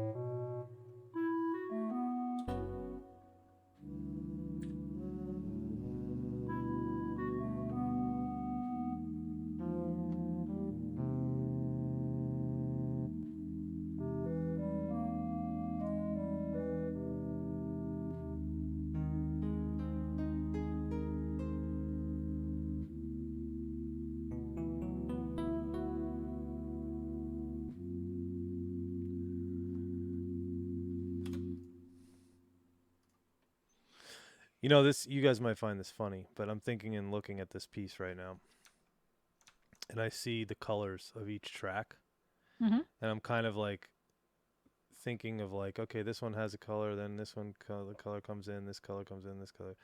I'm kind of thinking as a way of moving and keeping it interesting to kind of move back and forth between colors, because Hmm. it's almost like the sounds are different colors. So I know it's kind of a joke, but Hmm. it's not really a joke. It's a joke, but it's not a joke, you know?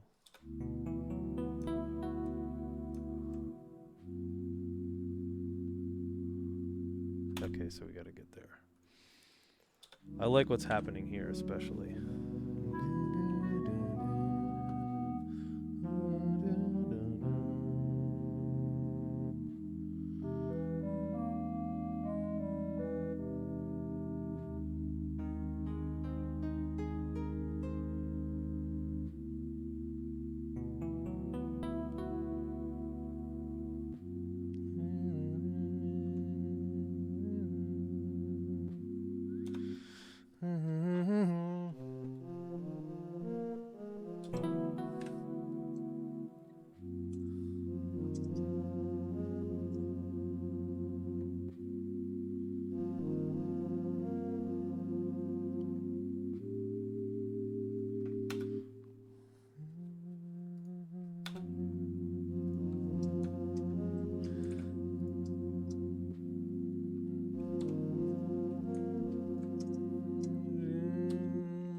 Okay, what am I thinking here?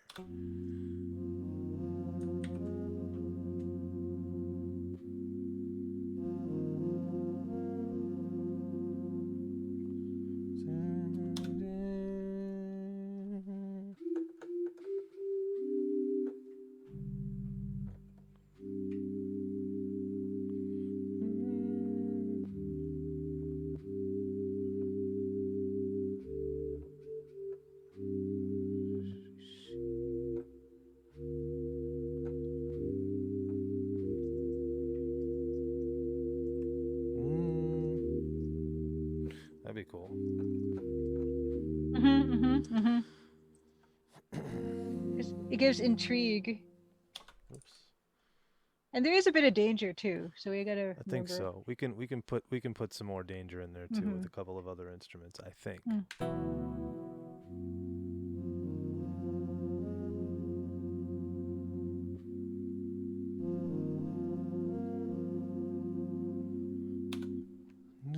What did I have there?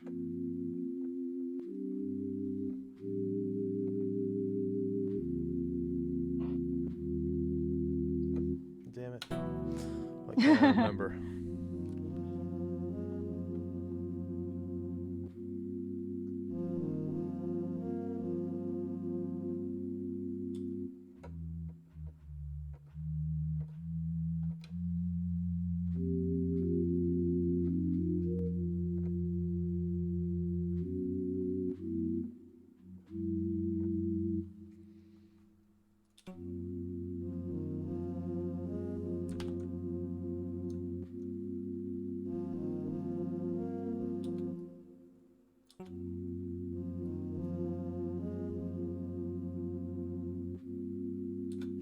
Okay, so what did I play there?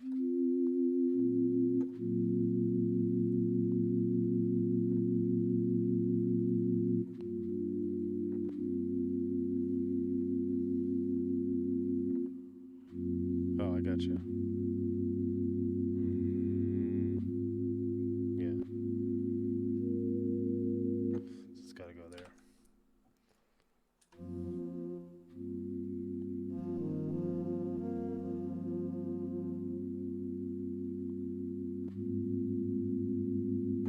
Whoops, what did I just do?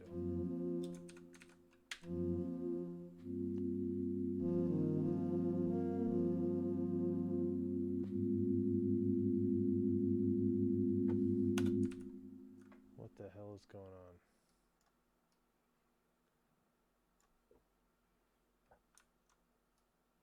Whoops.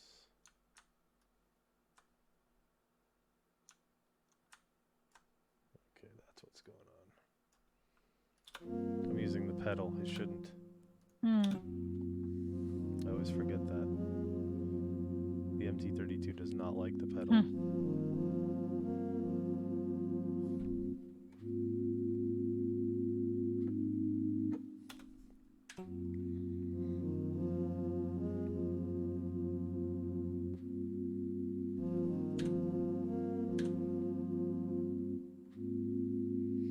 I know what's going on.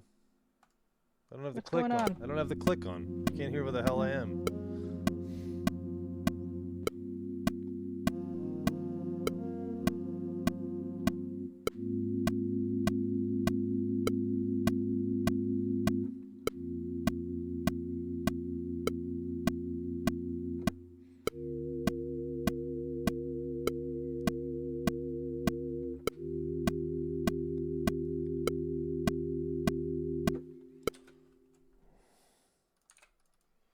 That wasn't voiced right.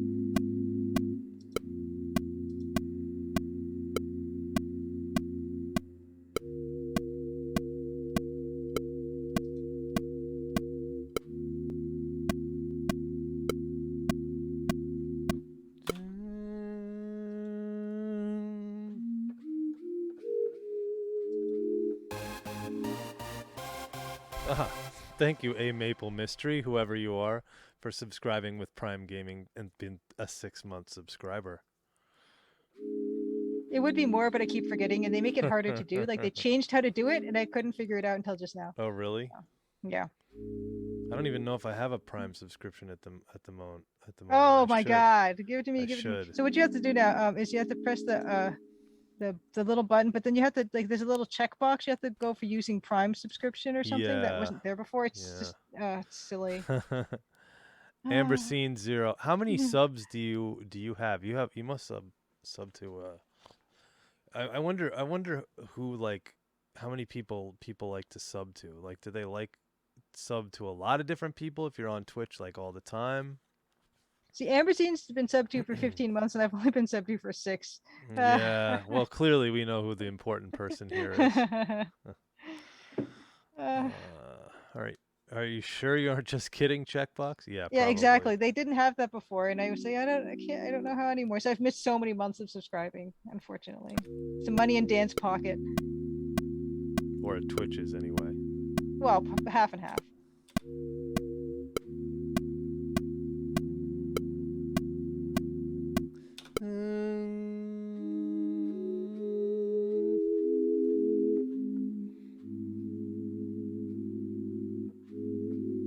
There we go.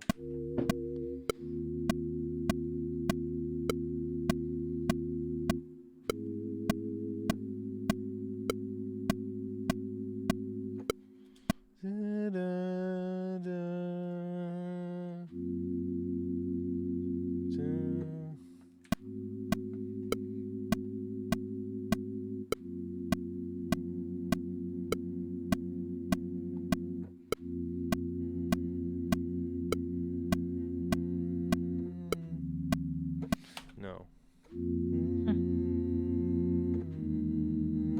Yeah.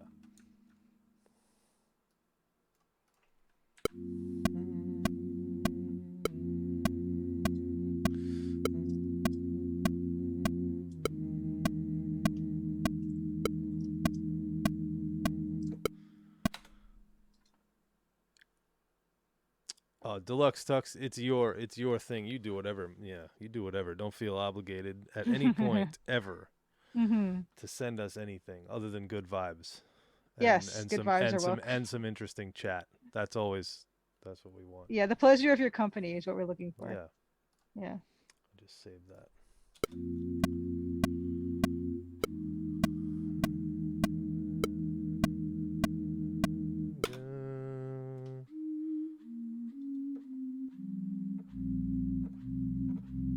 Good, because I don't have a game, but A Maple Mystery does. I don't have one yet either. So it's okay if you don't buy it. Is that true? I thought don't you have something released by now? No, I don't. Space World Organ Trim. No, that's not out yet, is it? No, it's releasing this year though. Okay. That's what it says on the Okay. Steam store page. It's releasing 2021. So. You already bought Empire of Sin. Thank you for buying Empire of Sin. Thank you for buying Empire of Sin. That does help. That is Paradox. But I'll tell you that's what. right. But I'll tell you what, it does have a trickle down. It definitely does. In game development, there is a trickle down. So like people buying the game is a big important thing.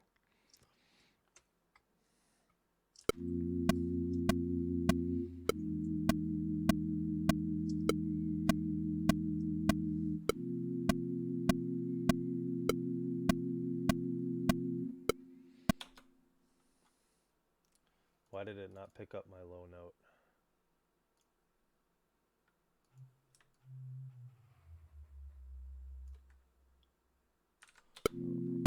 Because it's not good.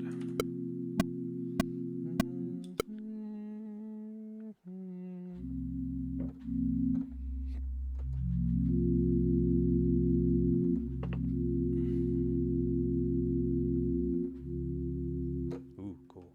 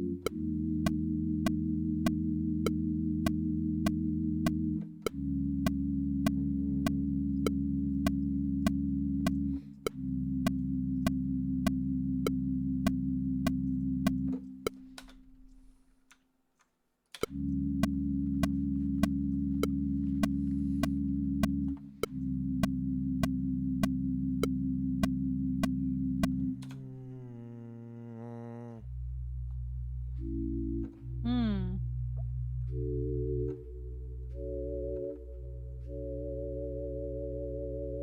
That could be cool. Yep.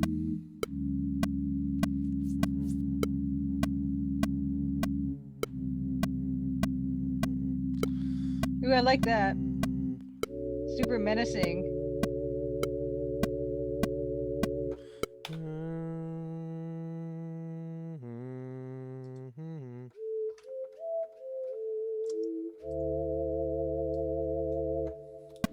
We're getting some thirds here, but I think it's okay.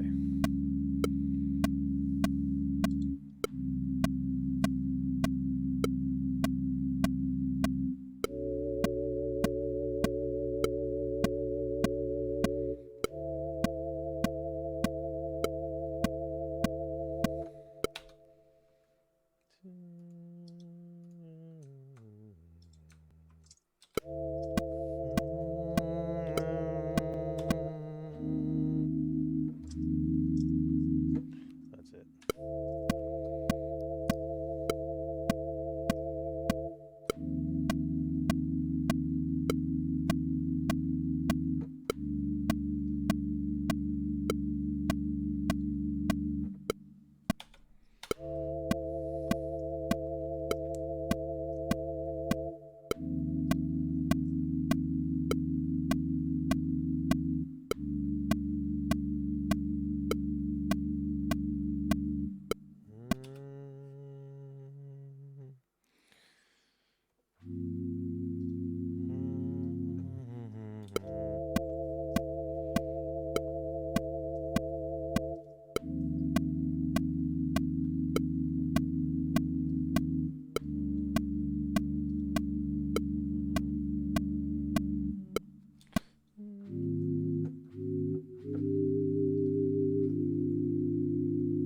Yep.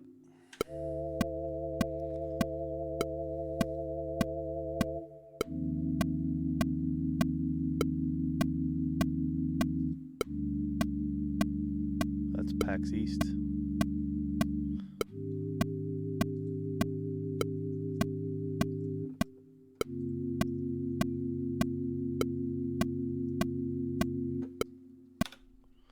I remember that. Wasn't that PAX East? Or was that PAX West that you did that panel? No, I did a panel with Nathan. It was an online panel with I think it was, oh my goodness, my brain. It was me, Nathan, Francisco. I remember Francisco being there. Uh, I So can't it remember wasn't. which panel that Oh, was. so it was not the PAX. No, it wasn't the PAX East No, panel because that was no, no. It Katie, was, you, Dave, and Francisco. yes, yeah, this Yeah, was something online, and I can't remember which one it was. I would have met Nathan otherwise. Hmm. Yeah, I think Dave Dave was was on on it. that too. Okay. Yeah. Um, it might have been some kind of adventure roundtable. I don't know. I can check my site. I think I link everything on my site. So I'm gonna Speaking of take a look. Dave, did you read his? I think it was either on his Facebook or on his Twitter, where he shouted out the woman who inspired him to try to start selling AGS games because he was like the first guy to do it. He was reading. He wrote about this woman who was making games in RPG Maker, I think. Yeah, yeah, I saw that, but I didn't look that closely at it. It was. Let me look in Twitter and see if I can find it because I want to share this. No, it's really cool. It's really important to have stuff like that. Twitter, Dave Gilbert. Do I have to sign in? Bah. What's Dave Huh. Gilbert's handle? Anybody? Dave was Why Wadjedi, At Why Jedi. yes. Perfect. No. Wadjedi Games, maybe?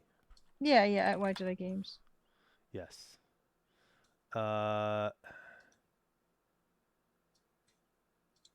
Starting to skip a lot of side quests. Dave, where is it? You did this really good. I don't know. Yes, here we go. October 11th tweet. Let's share this. Right here. Too many to list my inspirations, but my biggest inspiration was Amanda Finch of Avion Kingdom. I hope I'm pronouncing that right. She was the first to sell RPG Maker games, and it made me wonder if I could do the same with AGS. It's quaint to remember how asking for money for those games with those engines was so frowned on. Oh, the question was, what colleague game developer do you admire and why? So basically, he's saying, I look up to Amanda Finch. Let's go to her thing. Or let's go to the website, because I don't know much about this at all. Sweet. A lot of cool stuff. All these games. Now I got to play them. Or at least try to find Beyond 4. Yeah, this is cool. And this is all RPG Maker stuff. Well, I mean, it was. Yeah, it was definitely frowned on. Can you believe that? Yep. But thanks to Dave and Francisco and so many other people, it's definitely not anymore. So that's wonderful. Yeah. Well, Dave is the first guy, as far as I know. This is according to my buddy DOS Nostalgia, Mm. Anatoly, who, man, one day we should drag him onto this stream, and he Yes, knows absolutely. more about the DOS and gaming and the history of the stuff than anybody. And he hangs out with Dave and Francisco as well. Like, I think Awesome. he introduced me to them at one of our dev hangouts pre-pandemic in Brooklyn or in the city. I forget. I think it was in the city. But yeah, he knows those guys and he knows the whole history of it. And I don't know if he was playing all the games then or what, but he knows about the Blue Cup forum or whatever it was, and Dave, marketing the games and deciding to sell them, and Francisco, as he was before he decided to make his own games and sell them, he was doing the Ben Jordan's games. Yes, I don't think any of yes. those were commercial, were they? No, none of them were. He did None of 8 of them. them. 8 games, Yeah. non-commercial, before he did that. Yep. Yep. Yeah. Yeah. So and Wadjet, is Wadjet a Egyptian word? I don't know if it is, but Is yeah, it it's based on the eye. transliterated? Yeah, one of those eyes of like special Egyptian style eye of one of them Okay. Egyptian gods or something. Yeah, so Dave, when he named his company, he was really liking that stuff at the time, I think he was saying. And now that he looks back, he wishes he had picked something that was easier to spell, because that's what we're kind of talking There about you in go. chat right now. Yeah. There you go. Yep. Yeah.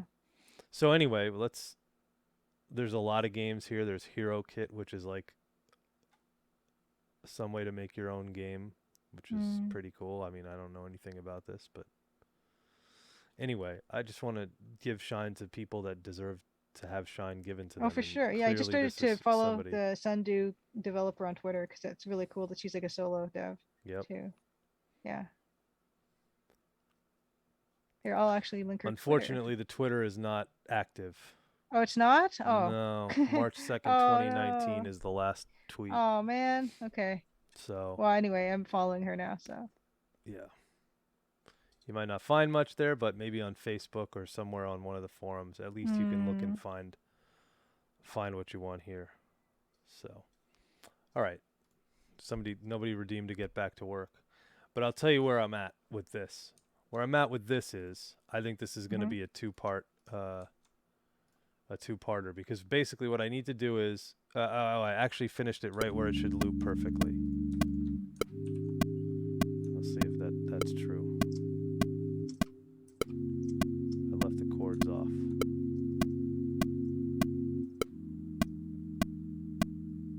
Yep, looped perfectly.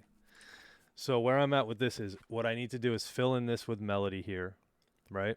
And then just figure out the loop point, which is good already from this is like the chord bed, bass, whatever you want to call it. And I notice I get louder. You want to see something really funny. This is the velocity, which means the volume. Okay. You can notice that I gradually am getting louder as this goes along. So I'll probably scale this back somehow. How do you get Let's louder see. as it goes on? I don't get it. I just started playing. Well, I started playing harder and harder as I was playing more of the chords. I don't know if it was a confidence thing or what. Scale by. Okay, here we go. Okay, so everything's gonna get lined up, or how's this gonna work? Ooh, You can interesting. scale it that way, and then we can scale this up to where we want it to be. Whoops. Oh.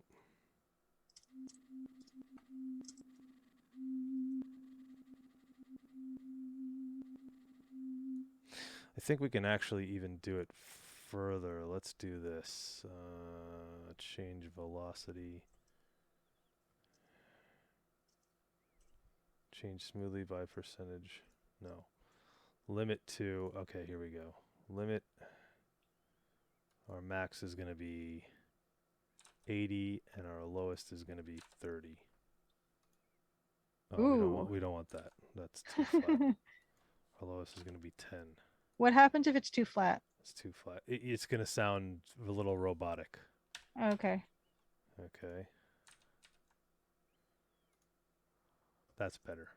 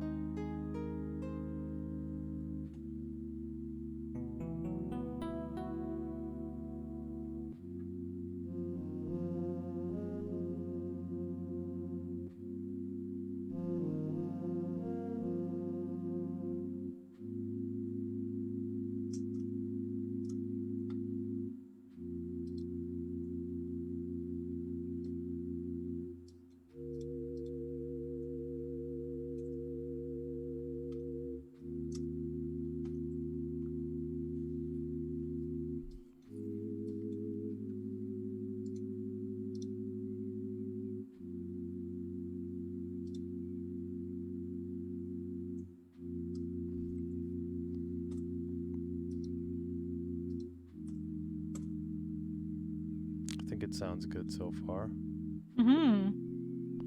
I think we should leave it as is, because I'll tell you what, I don't know if I have it in me to be able to compose well for all this point to this point with melody as well. But what I'm happy with is we got about a little less than halfway done with the melody for the song, for the track, whatever. And I think I fully have all the chords worked out. I mean, I might change a thing or two here or there, but otherwise they're mostly worked out. So all I need to do is get this melody through to this mark here, and we're at about what is that? We're just under 3 minutes. Ooh. And so the loop point will be pretty good. Like you won't have any issues with it being too repetitive, because that's a pretty significant loop point. Yeah, that's good. Yeah, that's good. I'm glad we're having it at 3 minutes and then looping, because this is a track that could potentially be playing across a couple screens. I got the vibe and, that it could be going on for a little while. Yeah, exactly. So Yeah. I don't want to, without giving away too much, a couple screens, a little while. This section might be played longer. Don't want it to be too repetitive. Don't want you to feel like you're hearing something over and over again. I think the way this piece is, since it's so destabilizing in terms of like the key and the center, the harmonic movement of the music, it should be really one of those things that you almost never can hear the loop point. Except for the melody. The melody's going to give it away, but if it was just the chords, you'd never probably be able to discern where the hell it was. If that makes sense. Yeah, I like that. I like that a lot. And we didn't really discuss that, but I'm glad you do get that sense, because that's 100% the sense that we need. Yeah. Yeah. Cool. I mean, I'm really pleased with it so far.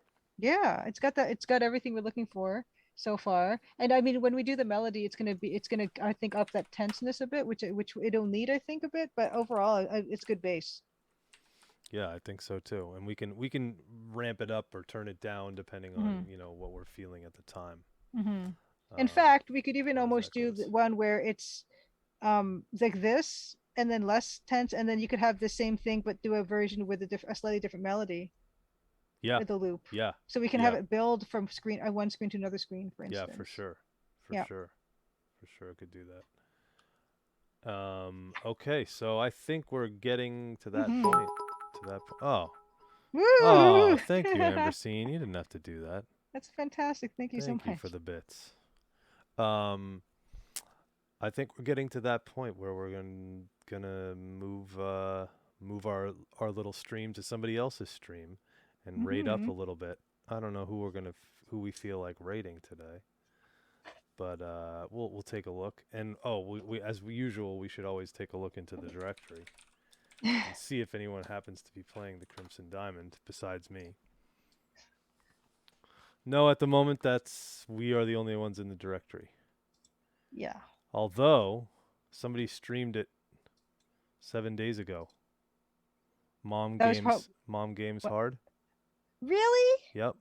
Seriously? 612 views. Yep. What? That's crazy because Steam Next Fest demos. Yep. oh my God, I didn't know. Yep. That's fantastic. I know that. We follow each other on Twitter. She's really cool. Oh, well, we gotta make that connect. Oh my goodness. Sounds good to me. Yeah. Well, is she online right now? Let's see if she's online right now. I don't think so. I think I follow her and I don't see her on. Oh man, what a missed opportunity. I wish I had known. Follow. Last live 2 days ago, so no. Yeah, looks like I gotta write that down to check that out. There was a whole bunch of. She did 5 chapters, so looks like she did about 30 minutes of the game. That's amazing. Yeah. I have to check that out for sure. All right, what else do we have in the directory here that we'd like to go check out? I know we have a couple of our buddies, our usual buddies. Ooh. Interesting. So, Tandagasa is streaming. Yes. And he is streaming new Ghostbusters 2, which is the good Ghostbusters game that was PAL in Japan only. No way. Yep. That's funny that we're just talking about that. So we were just talking about that. So that's one possibility. But let's also check and see if there's somebody else we want to go with in the directory of a different game. Anything? Take care, Deluxe Tux. I'll mimic what Cosmic Void says.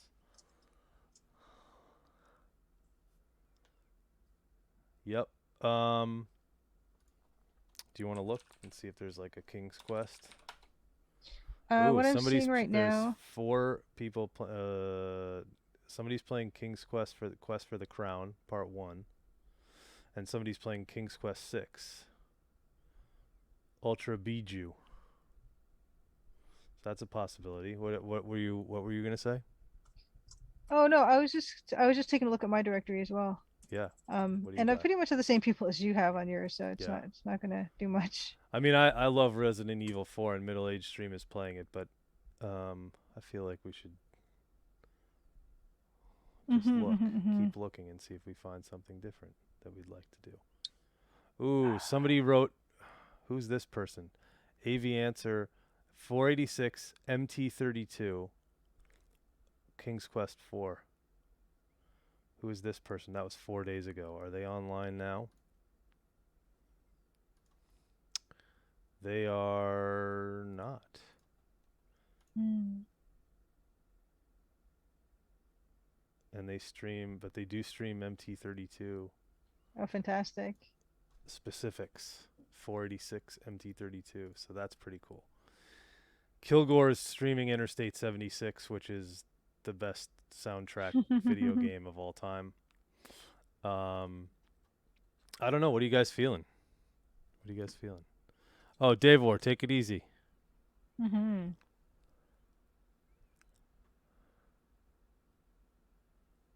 Her Story is Taco. I don't know what that is. I'm just going to drop the thing that I'm going to be in tomorrow between 7:30 and 10:30. Oh, please do. Yep. The talk that I'm doing. And here is the event description for, although you don't need to register an Eventbrite to watch it, I don't think. But I think we should either raid this. Well, hold on. Quest for Glory. What was that other new game? Oh, 2 people are streaming Quest for Glory. How about this? You know, that's quite good. Quest for Glory for bingo practice. What? 2 people are doing bingo with Quest for Glory. Interesting. Destroy all machines. Who's that? Thimbleweed Park.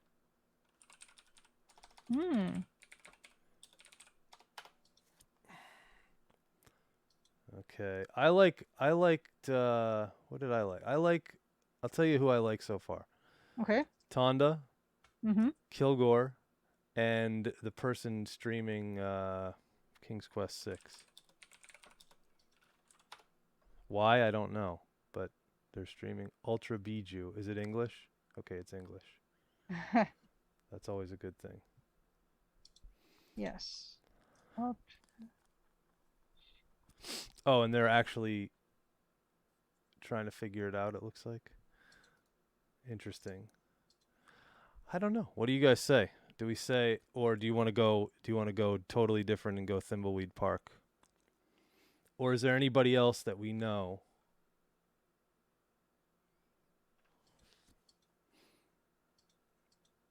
that we want to jump in with? Could always pull it up. Sure. Let's pull it up. How do I do a poll again? Poll. Okay. All right. There we go. There we go. Okay. Okay.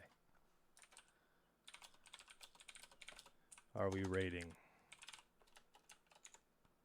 See who King's stories Kurt Rocket Quest Runners have. 6.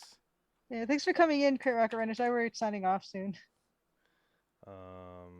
Interstate 76 or New Ghostbusters 2 or Thimbleweed Park.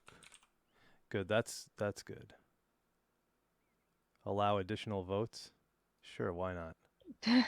Channel points. You can put in channel points if you want. That's so cheating, but why not? I don't want to do bits. I'm not going to pay for a poll, thanks. Nice try. Ooh. Did it work? Yes, it did. Okay, cool.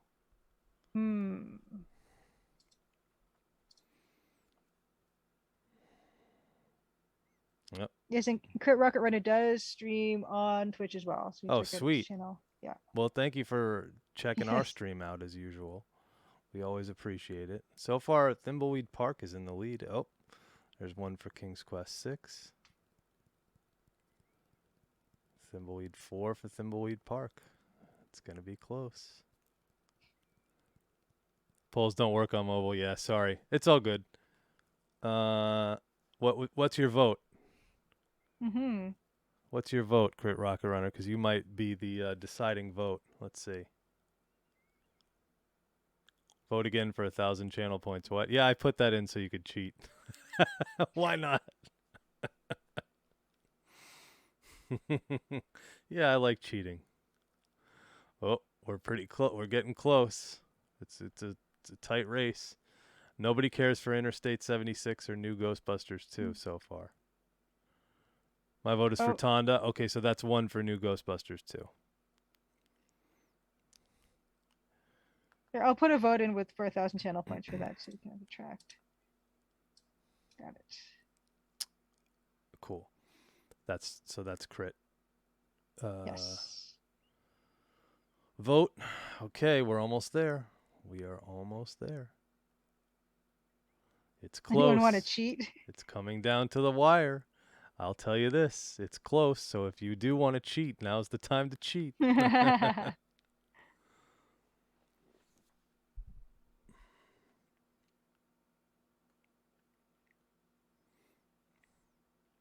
And Thimbleweed Park is the winner. Okay. Let's go. Let's do this. Let's pray that they're still streaming. God. All that work, my God. That would be fun. Yes. Yeah, they're live. Destroy All Machines is still live. Cool. Yeah, next week should be an art stream. Back to the pixel mines to mine them pixels out, make something good. Yep. Thank you guys all for coming. As usual. Julia will be on next week at 8. And also check her out via the link she just dropped a minute ago. Yes. And we will be rating up Destroy All Machines right now. And cool. Thank you all for coming. I'll see you guys in 2 weeks, and she will see you next week. See you next week. Yep. And there we are. We're rating up. Woohoo! So technically, you're the only one who cheated on the voting, and your voting wasn't a cheat. You didn't even. Did you vote Yeah, I voted. Well, no, I voted once, like legit, and yourself? my second Okay. vote was for Crit Rocket Runner, who wanted to see Okay. Cool. Ghostbusters. Yeah, so Okay. Cool. That didn't sounds matter. good. So I cheated, but I didn't cheat.